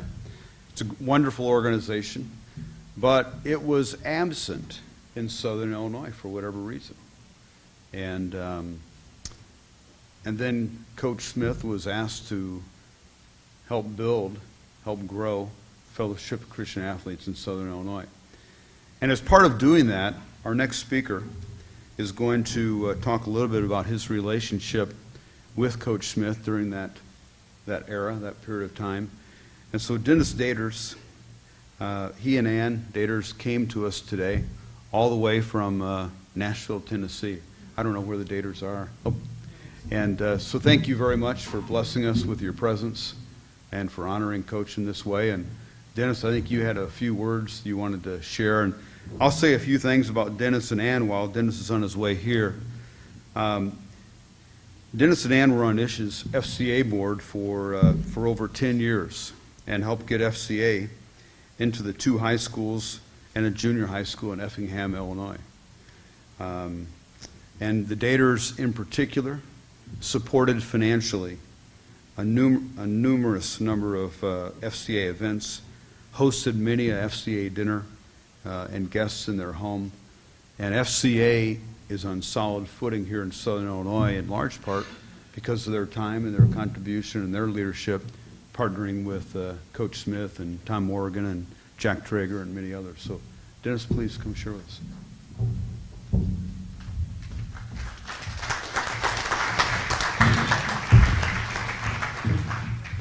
Thanks, Lee. It's an honor and privilege. Happy birthday. When I was asked, this is really special to honor him, and just have to let him know that put me in, Coach. I'm ready to play. Right here. I'm ready. So we'll get through this, but I just want to start. My name is Dennis Daters. My lovely wife Ann over here. We did come in from Nashville. We used to live in Effingham, Illinois. I was actually used to be called a pearhead. I used to be from T-Town, Illinois, and I moved really far away, went into Effingham, and we were there and had a great time. And so, but to explain my little message I have here, I have to go backwards in time. I think it was like 1994. I hadn't met Ish yet, and before I get off this podium, I really want to know, how did you get this name Ish? Did you step on a bug or something? I have no clue. Ish. Can somebody tell me where you got? You want me to bring your microphone? Are they all know? All right. We're going to pair up here. Yeah. If any of you as youth ever spoke dog Latin or pig Latin, and I want to ask Dennis, what's your name? Is it your name? Or I want to say you're a big, I want to say Uriara Igbe Infre, that's friend. But it's dog Latin, pig Latin. And then some of you will know that there is a character in the Bible, Ishmaelite, who wasn't a real great guy, believe me. But somewhere in the 5th grade, I got the name Ishmaelite incandescent fluorescent GE general electric light bulb. Ishmaelite incandescent fluorescent GE general electric light bulb. Now why? The only reason I can figure is that I was so bright. But anyway, that name went to Kansas, to Central College, when my friends went with me and we were there, and it kind of got shortened to Ishmaelite. My dear wife called me Ishmi all the way to her grave. But that name went from Kansas to this campus. And when I would be away from here, people would know me as Bob. When I'd come back, I was Ishmi. A dear friend, when I was elected president of Greenville College, came to my office and she says, Dr. Smith, I don't think you should let people call you Ish. That's not very presidential. And if you know Dr. McAllister, then you'll understand that. But that's where I got the name. Now you can finish your speech. All right. I needed that because when it started off, so I didn't know him. My wife had come over here for college. She's a financial guru. She's really good at what she does. And so she had come over here for a financial speech to the college, to the kids. So she comes over here, has a meeting that day, comes home. I'm in sales. I come off the road. I had my day organized. I get off the road. I had young kids, and they were going to play baseball. She comes home from visiting Greenville, meets this guy, Dr. Robert Smith. And she says, he's got a unique name. It's called Ish. I go, what is that? Ish? Who's that? But anyway, she comes in and says, this guy belongs to this organization. I go, that's interesting. What's the organization? FCA. So I'm going to Ish, I'm going to FCA. I don't know what is going on, but I was having a bad day. Come off the road. I'm walking through the hallway. She comes home from Greenville. She's all bubbly. I'm walking through the hallway. My head's down. She says, oh, wow, what's your problem? You got this attitude going on about you. I go, well, I've come all the way home to coach my little kids in Little League. I'm coaching against this coach tonight in Little League. He's a ding-a-ling. He is just bad news. I don't know why he's coaching. He's just not good for the kids. I mean, he's coaching his life through a little kid, his son, and all the other kids are missing out. I don't like that. She says, well, step it up. Go talk to him. Walk the walk. And I thought, I'm not doing that. I wasn't quite man enough at that time. We can't get enough coaches in the Effingham Park District to begin with. It's like, I'll go upset that guy. I'm not doing that. She says, okay, I'll meet you at the game. We go to the game. Apparently we won because I came home and I was happy. She walks back in and she says, hey, I just thought of something. This Ish guy, he's got this thing called FCA. Through Christ, we're teaching these young kids and these coaches how to bring the kids up, how to get through to them, how to speak to them. So it's like, oh, that sounds good. She says, do it. I go, okay. I'll call them up. So I call up, lo and behold, I get connected from somebody else, but I do join FCA. It's a great organization. If anybody's got one of these little things for FCA, it's awesome. If you're not involved, get in with it, because it really is good. So I'm sitting here thinking, I got to do this, I got to do this. I go over there, have the meetings. We get to Greenville. You have your sports bank, or here I call it sports bank, and all the people are here, and it's a great time. Lo and behold, I think we had like 4 or 5 meetings, and Ish says, Dennis, we need to get into Effingham, Illinois. I go, what do you need, Ish?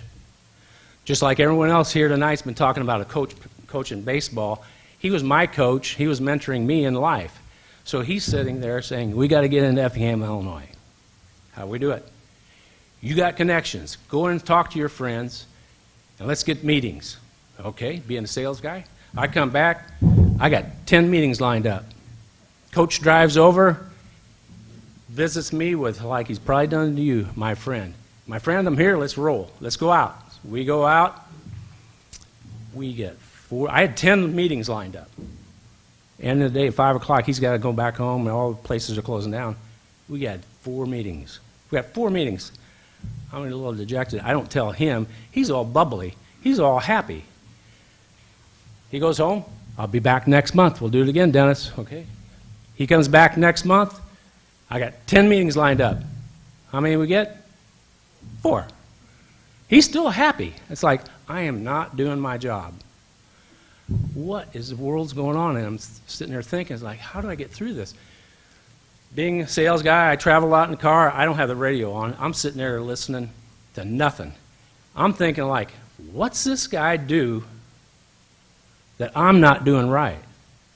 He gets the attention of these people, and instead of a 5-minute to 10-minute meeting, which I had planned on my schedule, 10 minutes here, 10 minutes there, that's about 10 in 4 hours. We're out of here. We got it all wrapped up. We're going to get all these people. Always.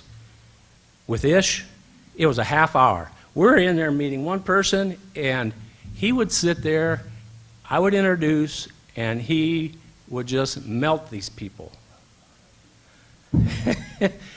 And it's always like, I don't know what is it. I stink at sales. Ish can come in here and sell anything. He's selling above me. I introduce the people, and he sells them. So I'm driving one day. I think it was up by Peoria. It's like, light bulb, this is what it is. Everybody in here knows what it is. Subconsciously, you know. Ish is doing it right now. You're not doing it right now, Ish. He smiles. It's that smile. He walks in, and he's talking to people before he even gets to them. His smile. There's a great theologian, Fulton Sheen, said once, a smile is the whisper of information from your soul. So Ish is walking in, and I'm introducing, blah, blah, blah, I'm talking, and he's just got that smile going, and bang, he introduces himself, and he's off, and he's going. So all these years, I've been trying to sell. I've gained more sales by smiling and being very honest and just following a coach. Not that coach that coached all these kids, but you were my coach helping me in my life. So for your birthday, this is how God works. We just moved to Nashville, and this guy gave me a book. This poem was in the book, and it's a poem that really describes you. So I'm going to read your poem, and it's called The Best Poem Ever. I'd rather see a sermon than hear one any day. I'd rather one should walk with me that merrily show the way. The eye's better pupil and more willing than the ear. Fine counsel is confusing, but examples are always clear. And the best of all the preachers are the men who live their creeds, where to see the good in action is what everybody needs. I can soon learn how to do it if you'll let me see it done, and watch your hands in action, but your tongue too fast may run.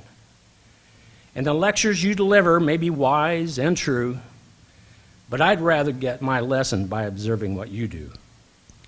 For I may understand you and the high advice you give, but there's no misunderstanding how you act and how you live. Happy birthday.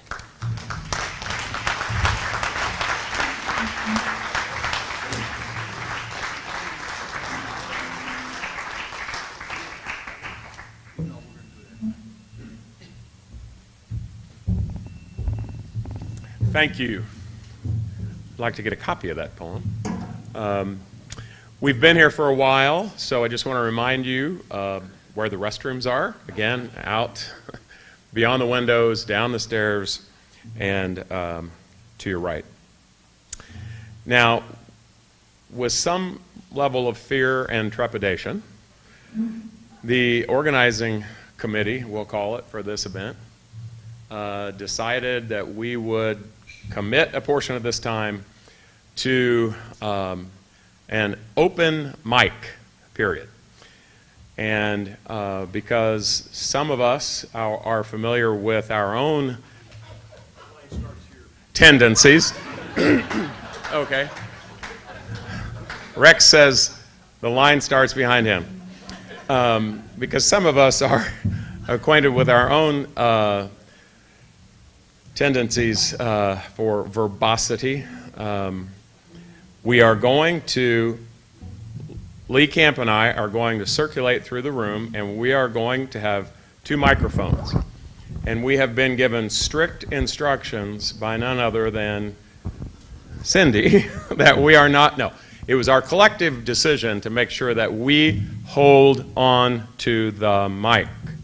Because you can only share one story. Try to take 3 minutes or less and let everybody else have an opportunity to share something about Coach. All right?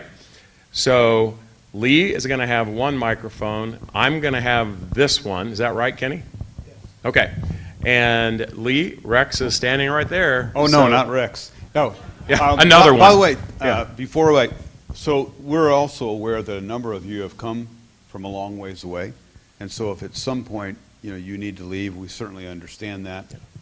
But we'll just continue on, and I know we're going to conclude before 4 o'clock. And pretty soon we're going to have the 7th inning stretch and a little bit of stuff. But anyway, so I'm being waved this direction. Thank you. So, Rex. In the spring of... By the way, excuse me. So if you could introduce yourself, your name, maybe how you're associated with Coach Smith, and go from there. I didn't count for my 3 minutes, did it? You're down to 2.4. All right. I'll talk quickly then. I'm Rex Catron. I worked with Ish at Greenville College for many years. In the spring of 1986, I finished my 15-year run through Greenville College, and I needed a job. So I stopped by the advancement office one day because I'd heard they had an opening, and I walked in, and of course Ish was just leaving the country. He came out the door, and I said, Ish, I want to talk to you about a job. And he said, great, make an appointment with Pam, and when I get back, we'll talk. So when he got back, I went in, and the interview went like this. Okay, Rex, here's what I want you to do.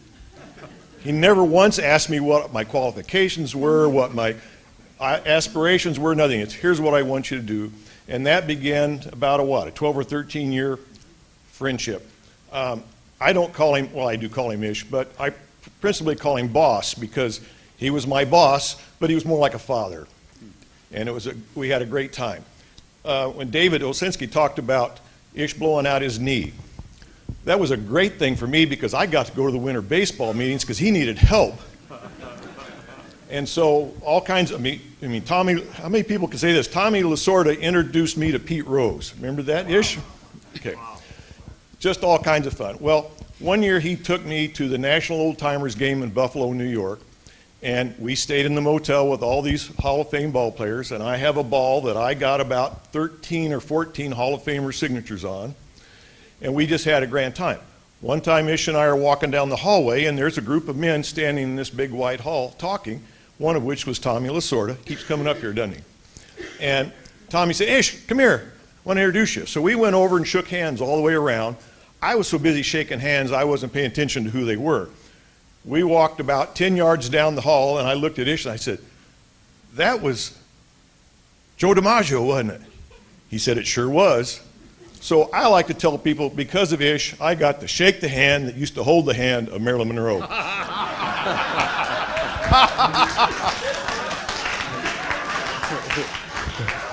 Rex, you're going to have a hard time with whoever speaks next. Yeah. Anybody? Somebody over here who? Somebody? Pastor Ryan. Or Somerville, whatever. Oh, that's right. So I knew her as Debbie Ryan way right. back in Wabash Park. Exactly. That's right. There you go. I was another poor preacher's kid. That's right. We came here as freshmen together. So that was, I knew of Ish at that time. But then back in 1995, we came back. I never graduated from here with a bachelor's. I got a master's here, but never graduated undergrad. When we came back, my husband and I, in 95, we were hired on. I was hired on. Dave Holden sitting over there. We were hired on to start the GOAL program, this degree completion program. And none of us had ever done this sort of thing before. There were 3 or 4 of us, I think, in this brand new office. Well, they weren't new offices. I had a closet. That was my office. And we were asked to start this program. And the first year didn't go so well. We had to spend a lot of money to get the word out about what this thing was. And in this community, it was kind of a hard thing for people to catch on to. And I'll never forget the day that Dave and I were called into Ish's office. We sat there at the table with him. And Ish was just kind of shaking his head. He looked all kinds of depressed. And he said, man, I don't know. Am I remembering this right, Dave? I don't know if we can keep this thing going because we're not seeing, students yet. And we made the classic line, well, you have to spend money to make money, or something like that. Didn't go over real well. But thankfully, Ish stayed with us, stuck with us. And by the grace of God, the program did finally get traction, and we were able to continue on. But I'll never forget how gracious you were, even in your concerns, because you had a lot of things riding on this and a lot of things on the line. So I want to thank you for that. And also I want to thank you for the privilege of being your pastor then in my next iteration of life, when we moved away and then came back yet again in 2017. And it was my privilege then to be your pastor. So it's been, and then to celebrate Joanna's life. I've been thinking about her all afternoon. And I've thought she would have loved this. She's probably in the bleachers somewhere, just cheering on everything that's going on. She was such a gift to you, to all of us, and I know she would just love this, just as we love you. Thanks, Ish. Thanks, Debbie. Coach Altop, did you, look out, hold on. How much time we got, Lee? I'm going to tell a story. You're going to love this. This is a Rex Bennett, Coach Smith story. Oh. Okay, because Rex's freshman year, I was Coach's assistant. I actually was the assistant coach to Ish for 1 year. In all honesty, the best year I ever had coaching. You're an assistant coach. You don't have the discipline. You don't have to practice planning. You just show up and you're an assistant, Most fun I had. I was a head coach 35 years in college, and the most fun I ever had was as his assistant. But here's what happened in one game at Olivet Nesbitt. Kevin Hicks, are you still here? Did Hicks leave? He had to leave. He'd remember this story because he was on the team. Rex is a freshman, and like he said, light hitting. Oh, you had to rub that in, didn't you? Good field, no hit. He's a freshman, though. He's going to get better. So we're at Olivet Nazarene, and Ish, you'll remember this. We've talked about it many times since. They had a pitcher, and his name was it Overy? Mike Overy, who pitched in the major leagues for the California Angels. He was big time. He was the real deal. So we're playing at Olivet, and we've got a pretty good pitcher ourselves. I don't know if it was Anders or who it was, but we're in the ball game. It was Rick. It was Rick. Rick Anders, okay. Rick Anders is a kind of a hickey kid from Pennsylvania, funniest kid you'd ever want to be around, but he could pitch. And so we're in a good ball. It's 1-1, maybe the sixth inning, whatever. We get a guy to second base. It's the top of the sixth, maybe the top of the seventh. Excuse me, Dave. Charlie Kleinert, right over here, was that guy on second base. You remember? He was? Yeah. Dad, wave to him, Charlie. I didn't even see Charlie. I got to see him. All right. Hey, Charlie. Hey. Sorry about that. Hey, man. Sorry. Well, I'll see you in a minute. So Charlie's on second base. Rex comes to bat. Now listen, Rex couldn't hit a curveball if you put it on a tee. Now, and I'm dead serious. So he's batting ninth. Oh, and by the way, I wish Mark DeMullen was here today. We were talking about Mark DeMullen with somebody else. Mark DeMullen played 4 years here, graduated in '79, never batted anywhere in my lineup but ninth. He always wanted, Coach, I want to bat ninth. You know why? Well, you use fastballs. Guys don't throw curves to 9-ball hitters because if they throw it in the dirt or they walk, you ain't going to walk a 9-ball hitter. We want to throw them fastballs, just throw it by them. They can't hit a fastball. That's why they're batting ninth. And DeMullen always wanted to bat ninth. He never batted under 300 in 4 years. Had a great career here. But his dad was a high school baseball coach in Decatur, so that was why. But anyway, here's Rex. He can't hit a curveball. I mean, I'm telling you, put it on a tee, he'd never hit it. Okay, Dave. Okay. They get the picture. I'm coaching third base because Coach Smith didn't want to coach third base. So this guy's on there, and he's throwing seeds into Bennett. And Bennett keeps fouling him off. I mean, he threw him like 3 or 4 in a row, Lee. And I'm in the third base coach, and I literally did this. I looked at Coach Smith. We're in the third base side. And I'm in the third base coaching box, and I look at the dugout, and I remember distinctly doing this. I looked at Coach Smith, and I went, You know, what's he trying to do? Throws a curveball, he's out of the inning. The game's on, you know, whatever. He throws him another fastball. Ricks hits a base hit, center field. We win the ball game 2-1. And that Olivet Nazarene coach, I think, almost had a heart attack when that game was over. Because we had just beat their stud who went and pitched in the major leagues, but Greenville College kicked their tail that day. Thanks to How do you really feel about that? Thanks to Rex Bennett, who gets the big hit. Right, Charlie? Okay, let me bring my lovely wife up here. My wife. I'll pay you later, Dave. Come on. The check's come in on. the mail. Come on. My wife wrote something, and this is her gift.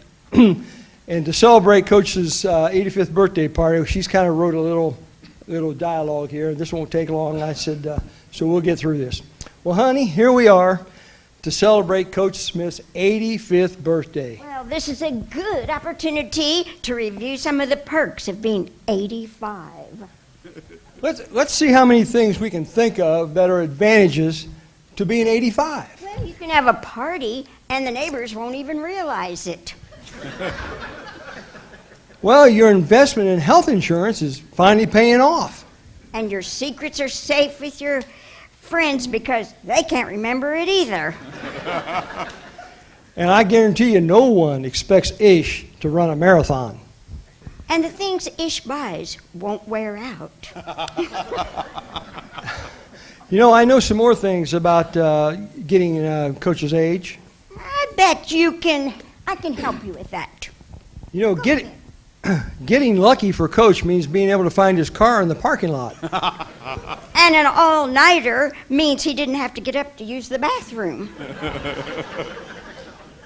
You know, today Coach told me that if God wanted him to touch his toes, he would have put him on his knees. Oh, I bet Ish spends a lot of time thinking about the hereafter. Because he goes somewhere to find something, and he said, what am I hereafter? You know, I believe we need to alert everybody here today that senior citizens over the age of 85 are the nation's leading carriers of AIDS. Yeah, I know. Hearing aids, roll aids, walking aids, medical aids, government aids, and most of all, monetary aids for your children. Well, there's one advantage, though, honey, to being 85. There's no peer pressure. Hey, can you imagine if Ish's body were a car? Yeah, every time he sneezed or coughed, either the radiator would leak or his exhaust would backfire. Ish found out that the secret to longevity is keep breathing.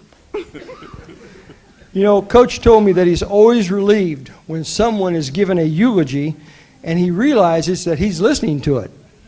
Hey, what I'm most afraid about Ish is that he's getting so old that all of his friends will think in heaven that he didn't make it. But all of us know that isn't true, because if Ish isn't in heaven, none of us are going to be there either. Amen. Amen. Hey, Amen. I made Ish a little card. Can you bear with me? It'll take me 1 minute. 1 minute to read it. Just 1 minute. All right. I'm supposed to be the page turner, I think. You just hold it. Okay, these are a few of Ish's favorite things. Are you ready? Mucinex and corn pads, recliners for sitting, walkers and fixident and false teeth in glasses. Oh, jammies at bedtime all tied up with string. These are a few of my favorite things. Brittle bones and cataracts and hearing aids and glasses, polydent and fixatant and false teeth in glasses, pacemakers, short nap and porches on swings. These are a few of my favorite things. McDonald's with buddies, but don't bring the young'uns. No spicy hot food or food cooked with onions. Bathrobes and hot baths and comfort they bring. These are a few of my favorite things. Icy hot and biofreeze and ice bags for bruises. Prevacent for heartburn and church pews for snoozing. Back pain, confused brain, ain't no cause for grinning. Thin bones and fractures and hair that is thinning. And we won't mention our short, shrunken frames when we remember our favorite things. When the joints ache, when the eyes, when the joints ache, when the hips break, when the eyes grow dim, you must remember the great life you've had, and then you won't feel so bad. Well, that was worth it. Hey, Rex, my side of the house is doing much better. I've got to call in to Julie Andrews. Yeah. Anybody over here? Coach Bloom. I can't let you have this, Bob. No, I play no favorites. We've had a lot of fun with Coach over the years, but we've been together some 40-some years. As a college student that was about to flunk out of college, not knowing where he was going, took a test and walked out in the hallway, tore it up and said, I can't do this, I'm going home. And Coach Smith walks out and says, you can do this. You can do this. He said, nobody knows this, but I'm leaving here and I'm going to another school. I'll see if I can get you in because you can do this. Remember those words, you can do this? And he called me 2 hours later and said, there's one bed left at a place called Greenville College. If you're there tomorrow morning at 7 o'clock, you can get in. I drove through the night, told my dad I lost the money, said goodbye to a girlfriend, said, hope we see each other sometime. Came to Greenville College, sat in the parking lot. I got that bed. It was another basketball player like myself, wasn't a follower of Jesus, but during that year he came to know Jesus before he graduated because we shared the gospel on almost every night occasion. Went on to coach at Spring Arbor College, retired from there. You know, that crazy kid that followed Ish over here wound up taking a job because he had convinced me I could do college coaching. I didn't want to start at junior high. He gave me the biggest contract I've ever had, $20 a month, head resident of dormitory, coach track and cross country, and helped teach a class. Best $20 a month I ever made. You know, there came a time after years of being here, and there's stories around that are not there, but if I had not believed in that man and what he told me, my goodness, my life would have been different. Where it's taken me, goodness gracious, I was in coaching for a long time. I've had the honor of coaching, actually directing the largest tennis tournament in America, the NAI, for 13 years. A knock on the door, and that led to my wife giving me a ticket to a ball game. Well, not to a ball game, to a conference, and said, God's got a plan for you. It was just like Ish. My wife did the same thing, and I flew to Denver, Colorado, went to a conference and interviewed, and the job wasn't there. And I said, God, what are you up to? And then they looked at that background of Greenville College and running a tournament, and odds and ends, things were there. The next thing I knew, I was the national director of Promise Keepers Ministry. After 116 events around the country, including Stand in the Gap with 1.4 million men, none of that would have happened if I had not listened to a man that said, you can do this. And he's been there.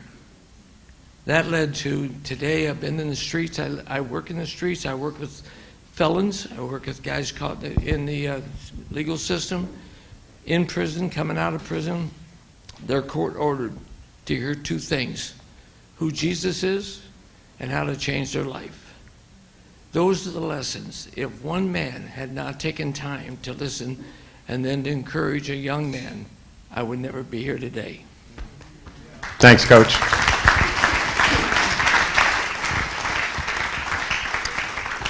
Just so you know, I passed man for man twice. I passed man for man twice in February because the nearest place I could get my vaccination was Anderson on the way home from work. And I passed man for man both days as I was leaving, and I thought of you, Bob. We've got David Jack. David? I think Bob Bloom and I may be together in a lot of things. We went to Taylor together. He came over a semester before I did, but we were influenced by Ish pretty much the same way. I want to say these things without getting all broken up.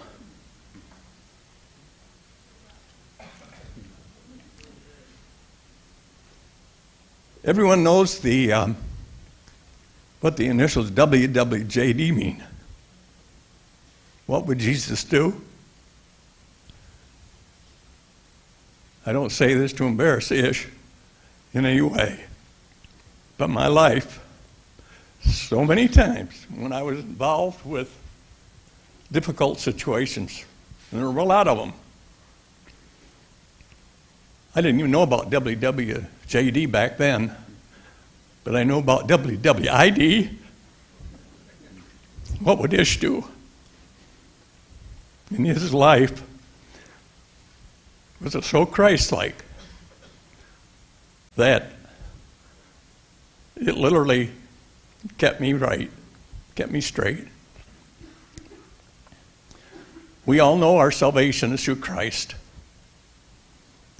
His death, his life and death, his resurrection. We know that. And our repentance and our trust in him. And I do that. But there were so many times in my life where I came to situations and I didn't say, what would Jesus do? Like I said, that term wasn't even around back when those old guys were going around. It was, what would Ish do? Bernie, I love you. You recruited a little guy out of New York State. I should have worn my Yankee shirt today. But I knew that always bugged him a little bit.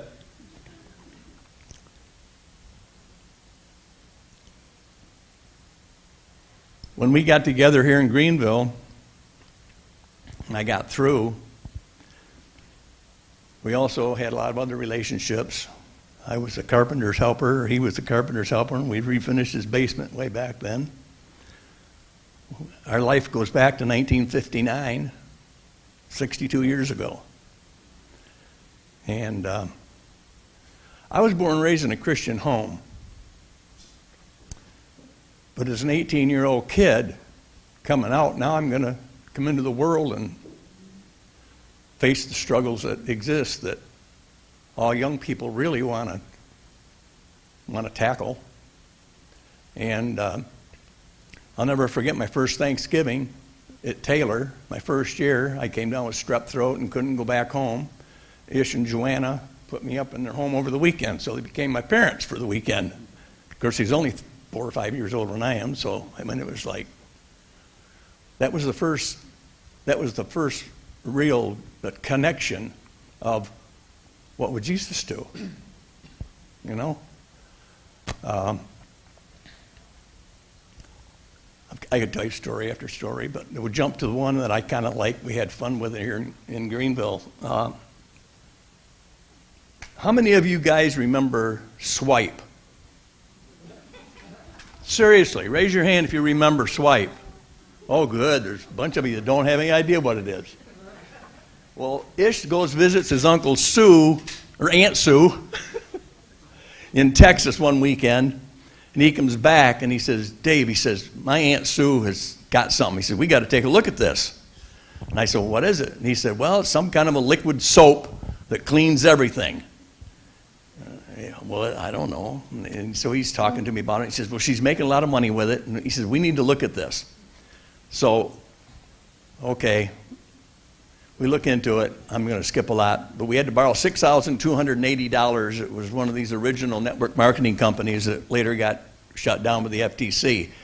But $6,280 we invested, and all of a sudden we've got 100 cases of swipe sitting in our carport, his carport. What are we going to do with this stuff? Well, we started selling it. We repaid our loan in 2 months. 2 months. $6,000. That was back when my salary, like $4,900 or something was my first year. I took a job in New York, went back to New York. They hadn't even heard about it back then. So I was excited. We were signing people up, making money.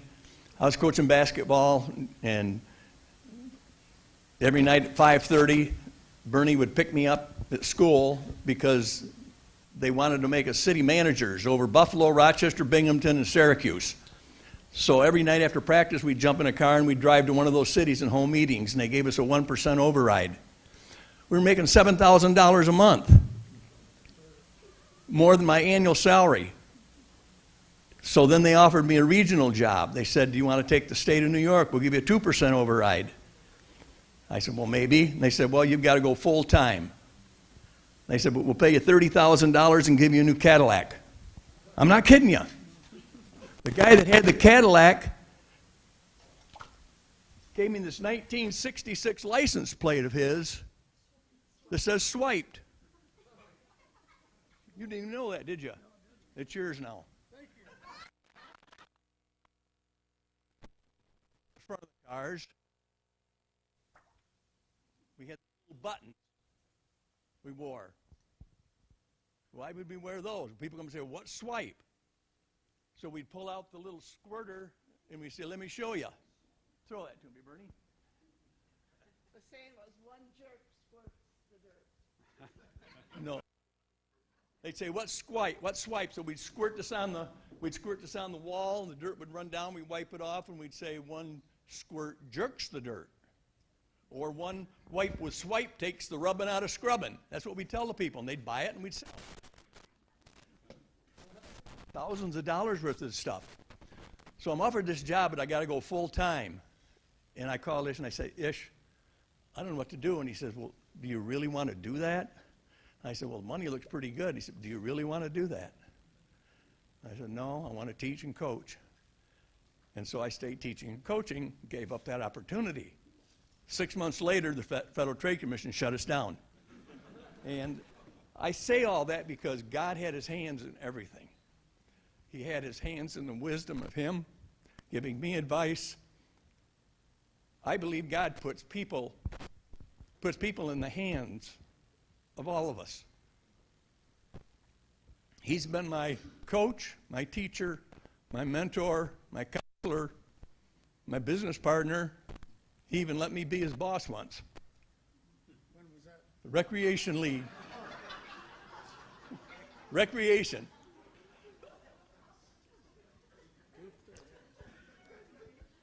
Anyway, I just wanted to share those things that were important because I strongly believe that what Jesus would do is what Ish did. And there's no single person in my life that's made the Jesus impression and had the impact on me that you've had, Ish. And so thankful to be able to share with you publicly. Happy birthday. God richly bless you, your family, your children, your children's children.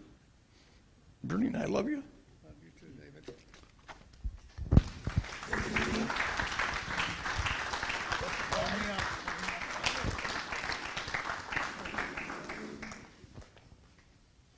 David, thank you. I'm Brian Hartley. I serve as Dean of Faculty and am a graduate of the class of 1979, not an athletic bone in my body.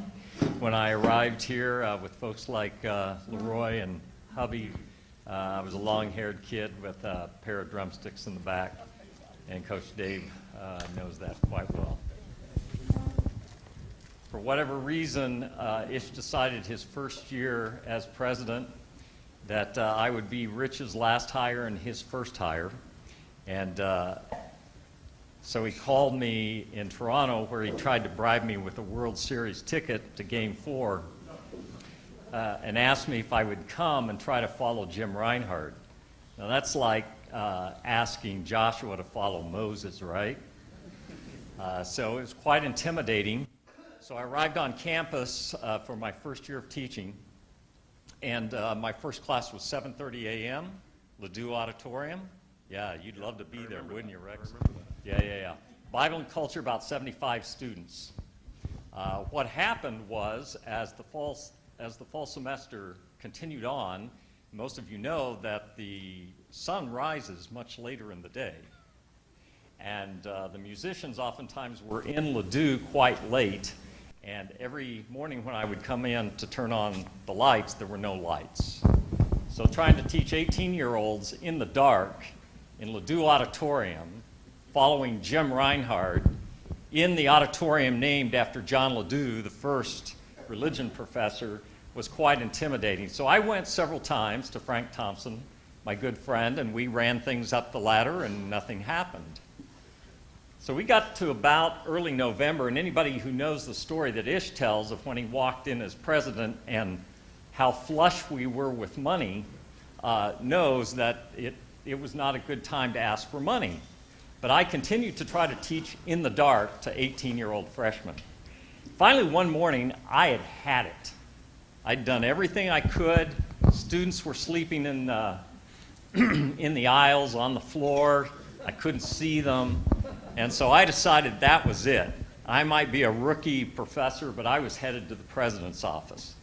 So I said to all of my students, you guys can go back to bed if you'd like, but I'm going up to see the president. 2 of them went back to bed, and the other 73 came with me.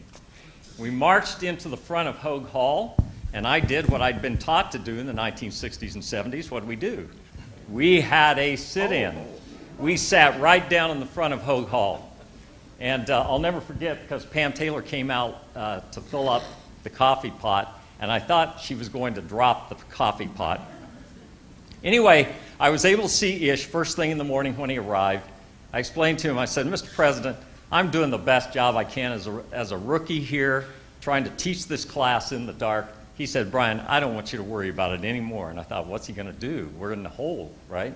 Next thing I knew, ZZ Electric showed up in Ladue Auditorium, and within days, I had 4 heat intensity 1,000-watt bulbs in the top of that ceiling.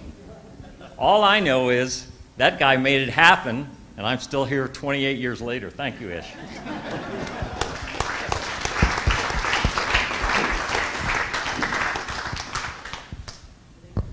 Dave? Oh, I'd just like to echo what Debbie said.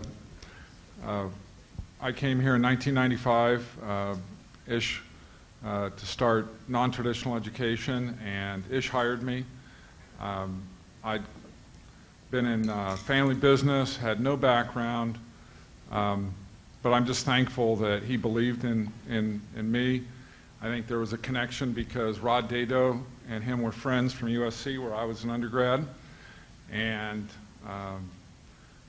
I'm also thankful he hired my father-in-law to help with teacher education, and he gave us great people to work with.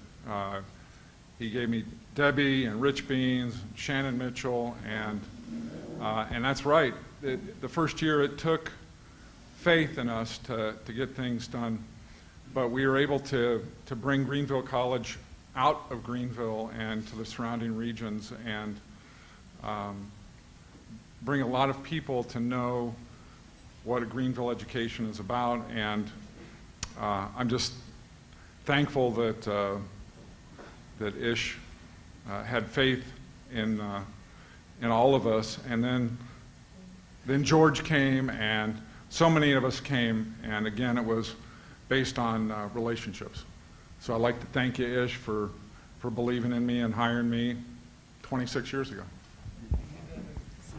Thanks, Dave. I'm not supposed to Jane Bell.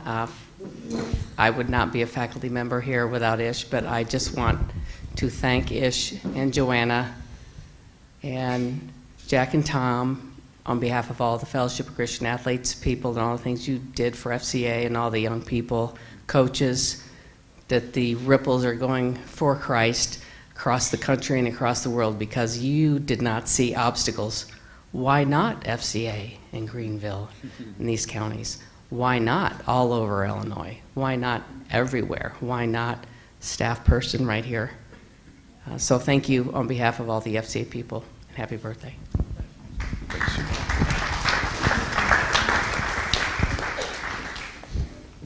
Go ahead. Okay, sorry, can't. I'm Christy Sweet from Oakville. I'm an athletic advisor for FCA. I've been there 17 years.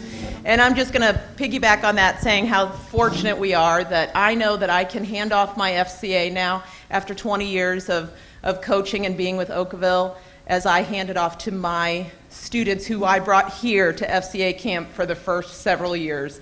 I remember stepping in that door and Tom and Jack and Ish welcoming us and encouraging us to come back every year. And up until COVID hit last year, we were bringing a busload of 50 kids from Oakville to FCA camp. And they have touched the lives of Oakville an hour away. And that will continue from here on out. So thank you, Ish. Thank you, Tom. Thank you, Jack. So we love you. Amen. I think we've got a special kind of tribute here, don't we? Yes. Did you write this? No. Richard Stevens was the 8th president of Greenville College. He is here today, and he has written a tribute to Ish that he'd like for me to read. So I'm going to read it in first person. Robert Earl Smith, Ish is the real deal, quote unquote. He's a man of deep faith in Jesus the Christ, God himself incarnate.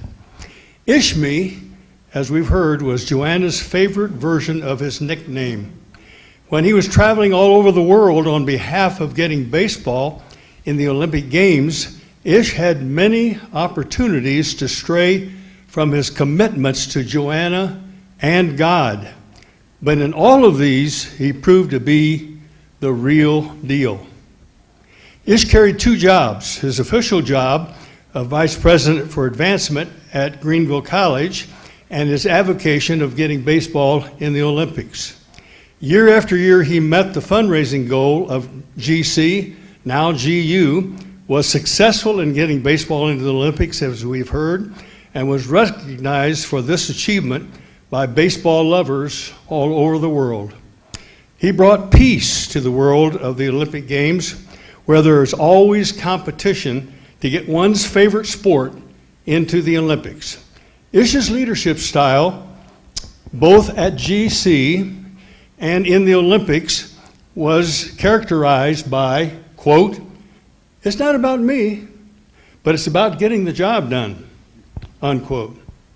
Not once did I hear a complaint about his not doing both jobs well. The only thing the board said when I reported the total dollars Asia contributed to make possible for Ish to serve as the president of International Baseball was, "You think there's anyone else we could sell Ish to?" Even though he served as vice president of Greenville College for several years, "Just call me Coach" was Ish's favorite title. "Hi, Coach" is still the universal greeting by former players even today. "Hi, hubby" is the response of choice by Coach Smith, and it's a response of endearment and respect. Almost forgotten are the scores of games played which his mentor, Coach Straw, often said would be the case. Coach Straw served as the coach at Greenville College for decades and was regarded as Coach Smith's role model. There was a peaceful and calm demeanor to Coach Straw, and Coach Smith has finally attained this in his 85th birthday. Yes, Coach Smith is the real deal. His influence on both friend and foe over decades have been attested to by many. What is the real deal, you may ask? Several descriptors come to mind. True blue, real, disciple of Jesus, trustworthy, no sham, no fake, no fast or smooth talking. Coach Ish Smith is the real deal and has served the cause of Jesus Christ throughout most of his 85 years here on earth. That's from W. Richard Stevens, 8th President of Greenville College. Thank you. Okay. Ross. Well, I came up here for a visit in the spring of 1973, and I really was looking for a school to play basketball at. And but in my visit, I got to meet Coach Smith, and I decided I'd like to play baseball too. So he really had an impact. What President Stevens said about the real deal, you could just tell there was something special about him. And I just knew it right off, and so I wanted to play baseball for him. I probably learned more baseball in that 1 year that I got to play for him than I have the rest of my life. No offense to Coach Altop, he taught me a lot too. But Coach Smith was really the real deal. One story that when I came to Greenville, I believed in Jesus, but I wouldn't call myself a Christian at the time. But I learned a lot about Christ from Coach Smith.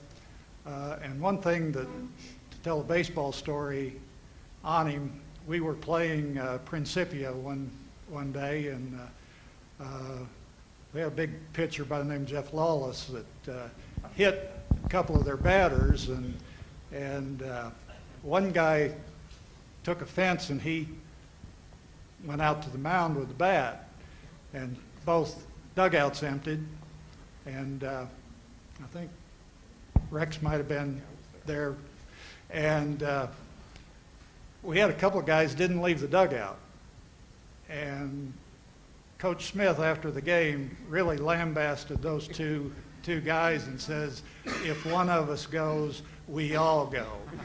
And that had a big impact on me, because up to that time I kind of felt like maybe Christians were, turn the other cheek and maybe not real tough guys, And Coach Smith taught me right there that you can battle, and you can, you can turn the money tables over, and you can do some things that a lot of people might not think you could do. So I really thank him for that. I was really mainly the batting practice pitcher my freshman year for him, and I loved every minute of it. But he had a few standard rules. If the leadoff man got on, the second guy bunted. It didn't matter if the cleanup hitter was up. If the guy in front of him got on and lead off, he bunted. And it was very, very successful. And the other thing was that if you were pitching and you gave up two straight singles, the third batter went down, a brushback pitch. And so I got very good at throwing brushback pitches. I love Coach Smith to death. He kind of nicknamed me the Ridge Runner, and I liked that because I wasn't very fast, and I thought that sounded like maybe I had a little speed, which I didn't, but just it's always been a pleasure to be associated with Coach Smith. Thanks, Ross. I actually remember that day, and Hal Weiss was catching, I think, that day against Principia. It was a home game, and I think he chased that big catcher from Principia out to the mound. Do you remember that, Hal?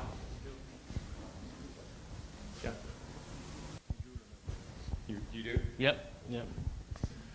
Anybody else? Jim.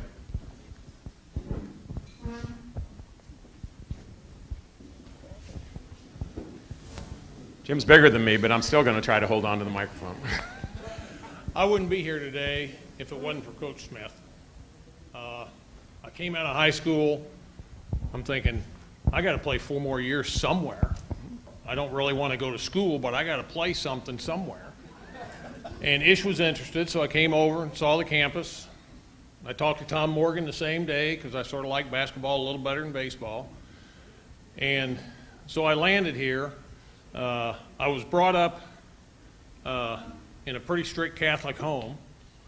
And to come here and be placed in a Free Methodist university was a bit of a shock. So it took me a little while, and I was struggling, and they even required a thing called chapel. Of which I remember that. Yeah. Well, I remember Rex's dad, because he's who you went to see if you missed too many. And I did that a couple times. But I'll never forget, Ish knew I was struggling, and I set up a meeting with him in his office. And we sat down and talked a few things, and he said, Jim, we are not here to make you a Free Methodist. We are here to make you the best Christian young man you can be. And at that point, the pressure and everything I was feeling just sort of melted away. And you're the reason I'm a Christian today, really. There have been a lot of other influences, and the influence of Greenville College, University, the faculty taught me to live my Christianity 24/7 and not something I just check off on Sunday and then go live the way I want. So thank you very much. Thank you, Jim. Amen.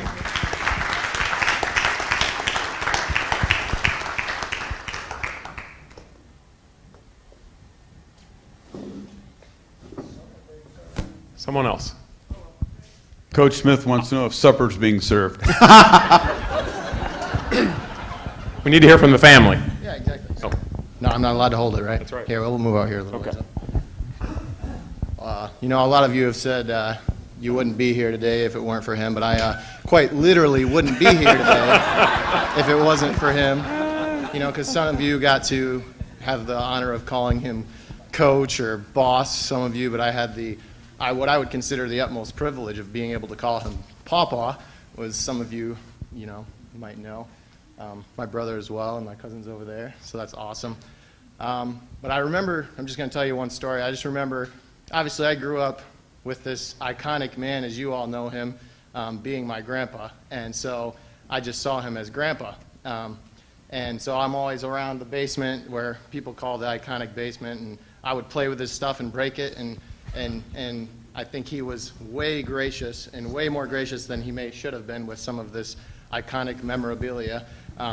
But I can remember this conversation we had, I don't know how long ago now, but we were sitting in a car ride, and I don't remember the context of how we got to this conversation, but I remember you saying something to the effect of, I know that a lot of people know me as someone who has been involved in baseball and sports my entire life, but if there's one thing that I want people to remember me for, it's my relationship with Christ.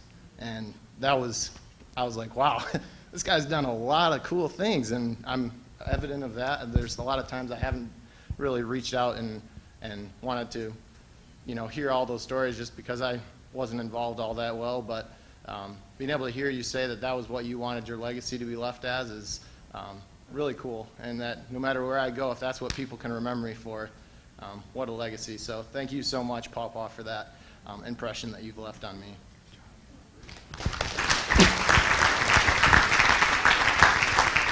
We have time for one, maybe two more, and we're not pushing it, but if somebody else wants, we're going to shut it down in a moment, and we're in the almost to the 7th inning stretch. We got a taker.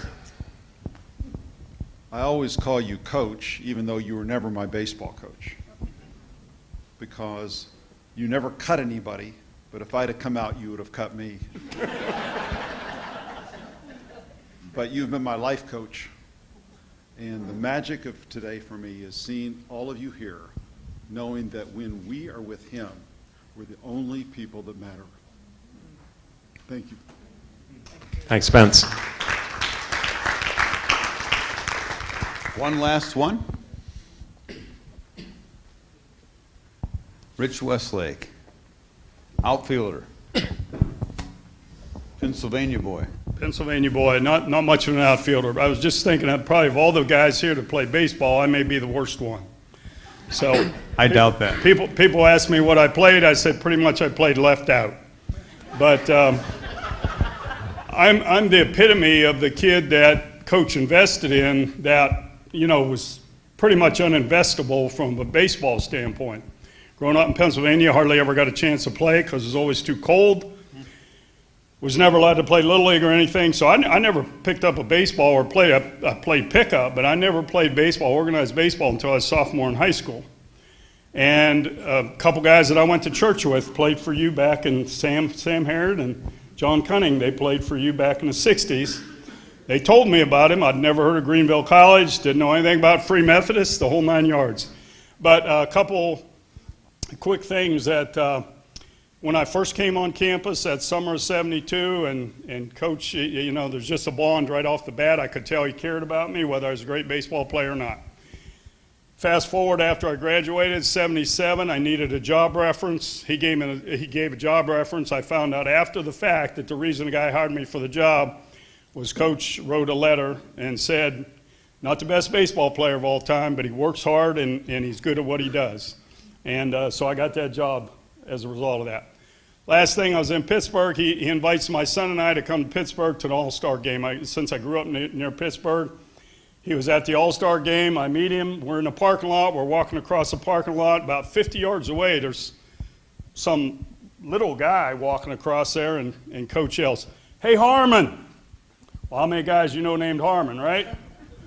Harmon Killebrew. Wow. Walks over, introduced my 12-year-old son and I to him, and just stuff like that over the years. You know, he invests in a small-town kid from Pennsylvania. And as I was thinking here, not only, Coach, have you invested in me, but as a result of what you've done in me, my kids have also experienced that, and now they're adults, and they're passing that on as well. So thank you very much. Well said, Rich. Thank you. Lee, before Coach says something, I want to share a couple of things too. Little things have made a huge difference at times. I was in law school at SMU in the late 70s, early 80s, and exams had just finished, and those of you who don't know anything about law school, I won't bore you with it, but exams, it's a very difficult time. Exams are over, Coach is in town for the major league meetings, and I've been a Dodger fan since I was a little boy. Right now in my right pants pocket is a mask, and it has the LA Dodgers logo on it, and I've worn that one and another one throughout the pandemic. Coach says, why don't you come down and visit with me at the major league meeting? So I went down to the World Trade Center, where my friend Spence used to work, and we walked around, and he said, come on in here. I want to introduce you to somebody. So we walked into the Hillerich and Bradsby booth at the winter meetings, and he introduced me to a guy named Pee Wee Reese. I was a shortstop here, or at least I claimed to be. And I met Pee Wee Reese, who was the Dodger captain, who welcomed a young player in the late 40s named Jackie Robinson. Pee Wee Reese was from Louisville, Kentucky. Little things. Just come down to the winter meetings. And I went down to the winter meetings just to hang out with Coach. I had no idea I was going to meet Pee Wee Reese, but I just wanted to be with Coach. The other thing, if Nancy were here, she would confirm that we planned our wedding around his insane international travel schedule. Insane international travel schedule. And we got married on May 31st because Coach could be there. There was a brief period of time in our lives when there was a little bit of a misunderstanding, rift between us. And one night, I was standing in the kitchen at our house, and my wife, Nancy, wisely said, I want you to imagine this. Imagine the rest of your life without Coach Smith in it. I made a call. God bless you, Coach. Happy birthday. Well said. Like Rex and like I'm sure all of you, I could share many, many stories. I won't, but just know, Coach, that there's only one Robert Earl Smith. Thank you. God bless you. We're now going to take a 7th inning stretch, and Tom, I think you're going to lead us through that, aren't you? You kind of look like Harry Carey. I mean, yes. kind of sound like Harry Carey. Get up here.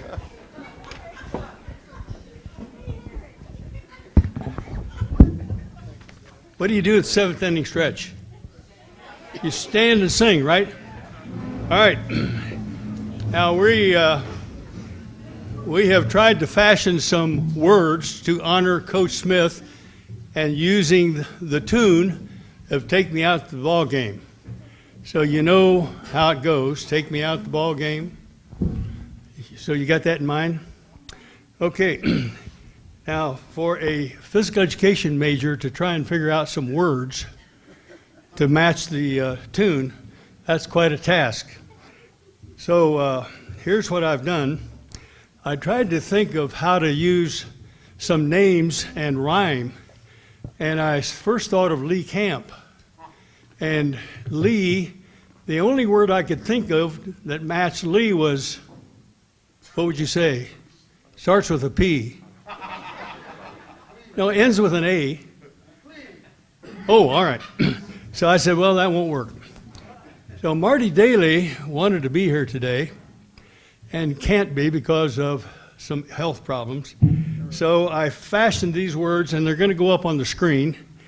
And in some cases, we have to increase the rhythm in order to make the words work. So now what I want you to do is pick up your napkin, and we're going to do this with zest. Okay?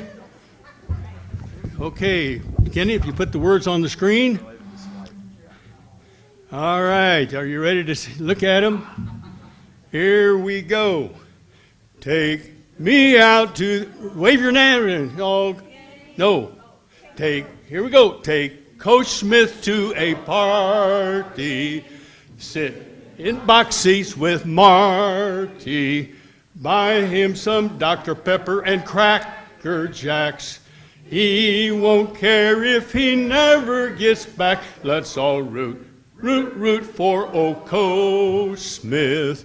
He's a winner indeed. Count now, for it's 1, 2, 3 cover-ish on his 85th. Yay, Coach Smith!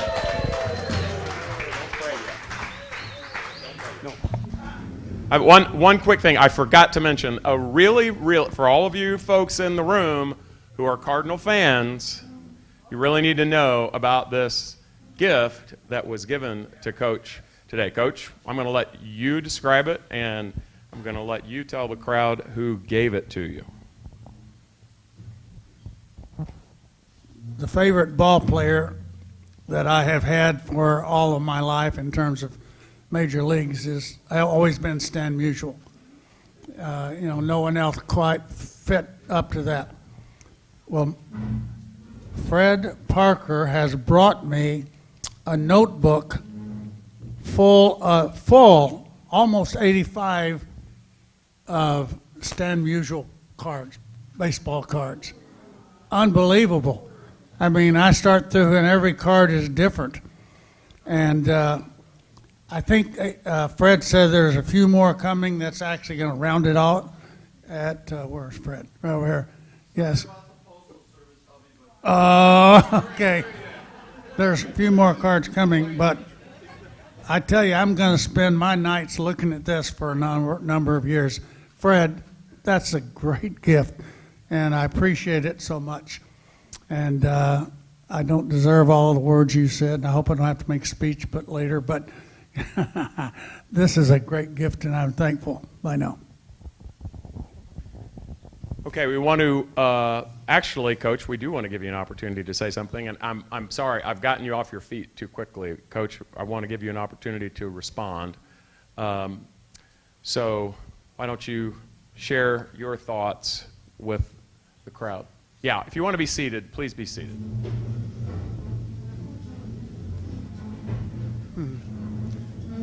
absolutely have no idea where to begin or end something. Last night, Paul and Janine Morgan flew in from California, and I expected that to be the surprise, the one and only surprise. And even at that time, I told him, you know, I really ought to go ahead and die, so you can bury me, because you know, when my dear wife passed away, we were so held up by family and everything, and so I just sort of figure if Paul and Janine are here, I might as well get a casket, or, you know, let them burn my body or whatever they're going to do when they get rid of me. But I had no idea that this was going to happen. So family and you guys that helped put this together know that you succeeded in the surprise element. We stand on the shoulders of so many, you know, people.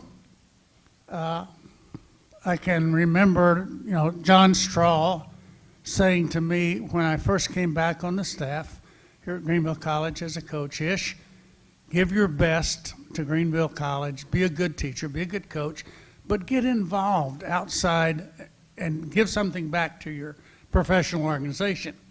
Well, Coach Straw didn't just say it, he opened the door for it to happen.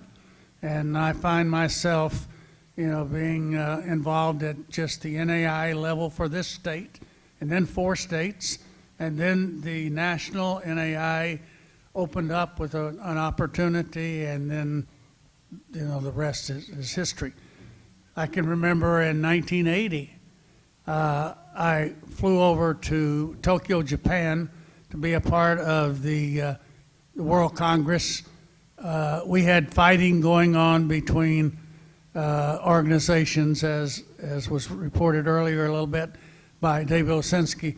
But I had no idea that I would come home as president of the International Baseball Association. We weren't seeking, you know, that kind of a position, but because there was fighting and among others, I was told, you know, if we don't put you in, we're going to put a guy from Venezuela who would have taken us down the drain real quickly in terms of getting baseball in the organization or in the Olympics.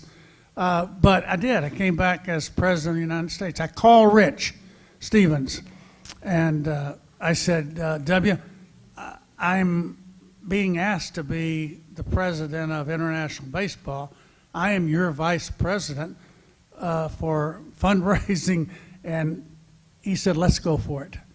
Let's go for it. And go for it we did. And again, kind of the rest is history of being able to stay involved.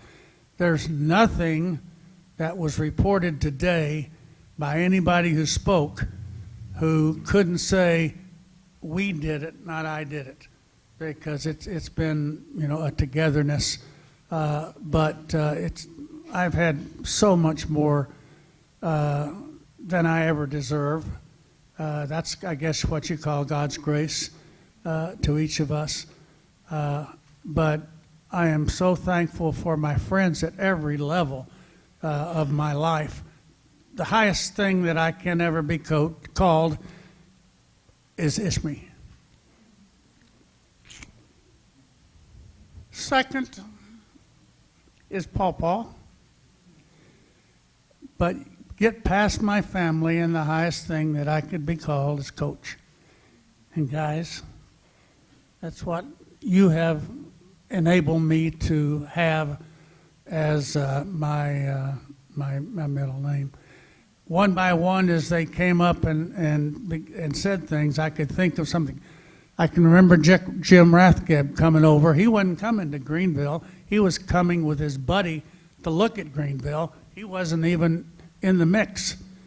And we were in Coach Straw's office, sitting upstairs, the 4 of us, and something was said like, you know, students at Greenville College do not smoke or drink. Well, we knew some did, but we weren't going to tell on them. No, but Jim said, are you serious about that?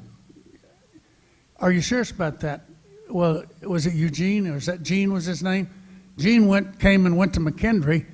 Jim came and stayed for his 4 years, found Christ, found a wife, and the rest is history. But story after story that gets told, again, we just always notice that it's not just one person, it's the persons you do it with.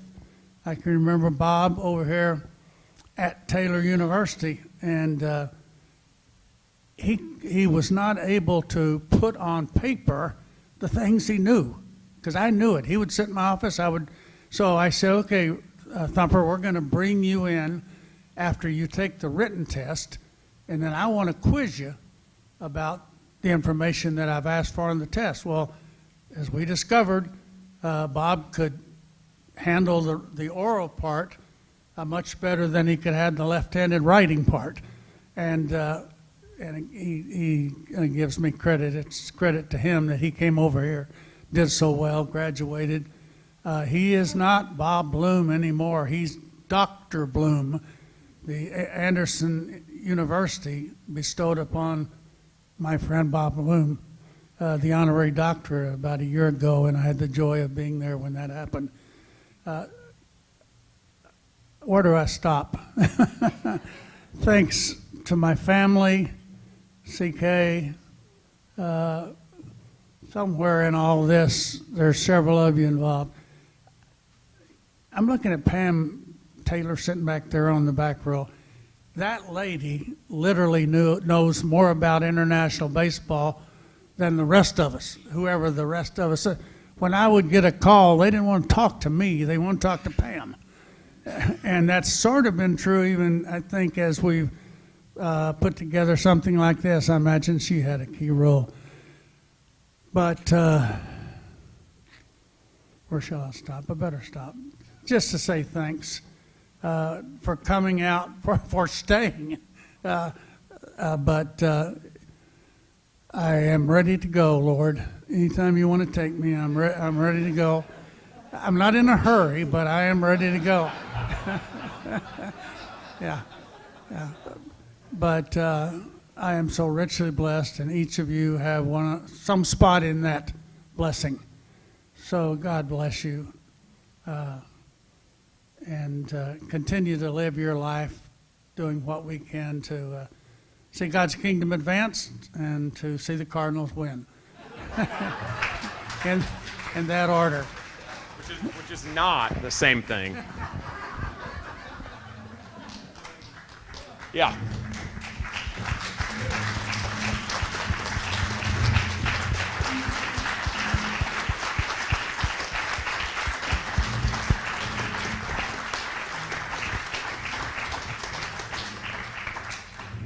Well, we're in the ninth inning. And Coach, there we go. We're in the ninth inning. Thank you all for being here.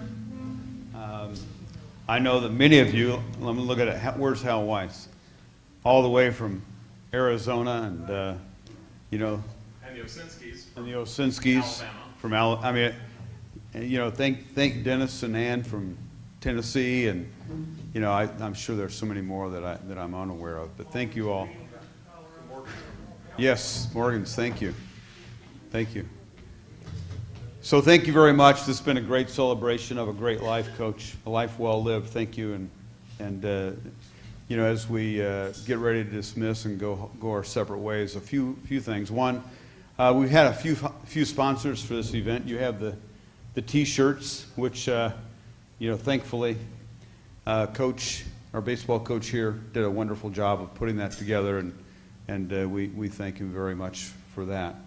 Also, we have a few sponsors. Rex is one of those. Thank you, Rex, for helping to underwrite this event and this program, and a number of others. So thank you so much.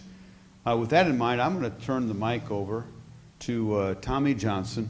Hubby and I knew him as TJ, and we could tell some stories on TJ, couldn't we? We could tell a few, but we won't. So TJ, would you mind leading us in a closing prayer? Yeah, real quick before I pray us away here. Coach, I knew Coach Altop, he was my coach here, and I knew Coach Traeger. They were the two biggest influences I had. But I could see after, I didn't get really to know you till I got out of college through FCA. I never had you as a coach, but I feel like I did. I think we can all say that, but so thankful. And I've heard people talk today about how they got here, how they got to this place. And this is a place, but it's people. It's the people that are key. And there's only one explanation. It's all God's providence. That's how we all got here. We just were obedient to His plan, and I thank you and happy birthday. And let's pray. Let's bow our heads. Heavenly Father, so thankful today for Coach Smith, for the celebration today, for all the kind words, the truth, and everything that was spoken here today. But I'd be remiss if I didn't share what I think we all have as a common denominator here, and that is thankfulness to you for your Son who you sent on our behalf on that cross so that we have the promise of life eternal with you through faith and repentance. We are so thankful. We're thankful today for Coach, for him as a husband, father, grandfather, and what many of us know him as, Coach. So thankful for that. Thankful for the many that traveled here today, gave their time to honor someone who's a special human being who we will always cherish in our hearts. We are so thankful to you today for this blessing. We give you all praise, honor, and glory. It's in Jesus' name we pray. Amen. Let's give Lee and Rex a hand for guiding us through this today. Thank you so much. In most Greenville occasions, we always end with the Alma Mater. The words will be on the screen. We'll sing only one verse. And after this, Coach Smith will be here. You can feel free to come and visit. We have this place to ourselves until about 4 o'clock. So come and say what you'd like. Thanks for coming. Stand with me. One verse of the Alma Mater. In the midst of rolling prairies, 'neath fair skies of blue, stands our noble Alma Mater, glorious to view. Swell the chorus, speeded onward, over vale and hill.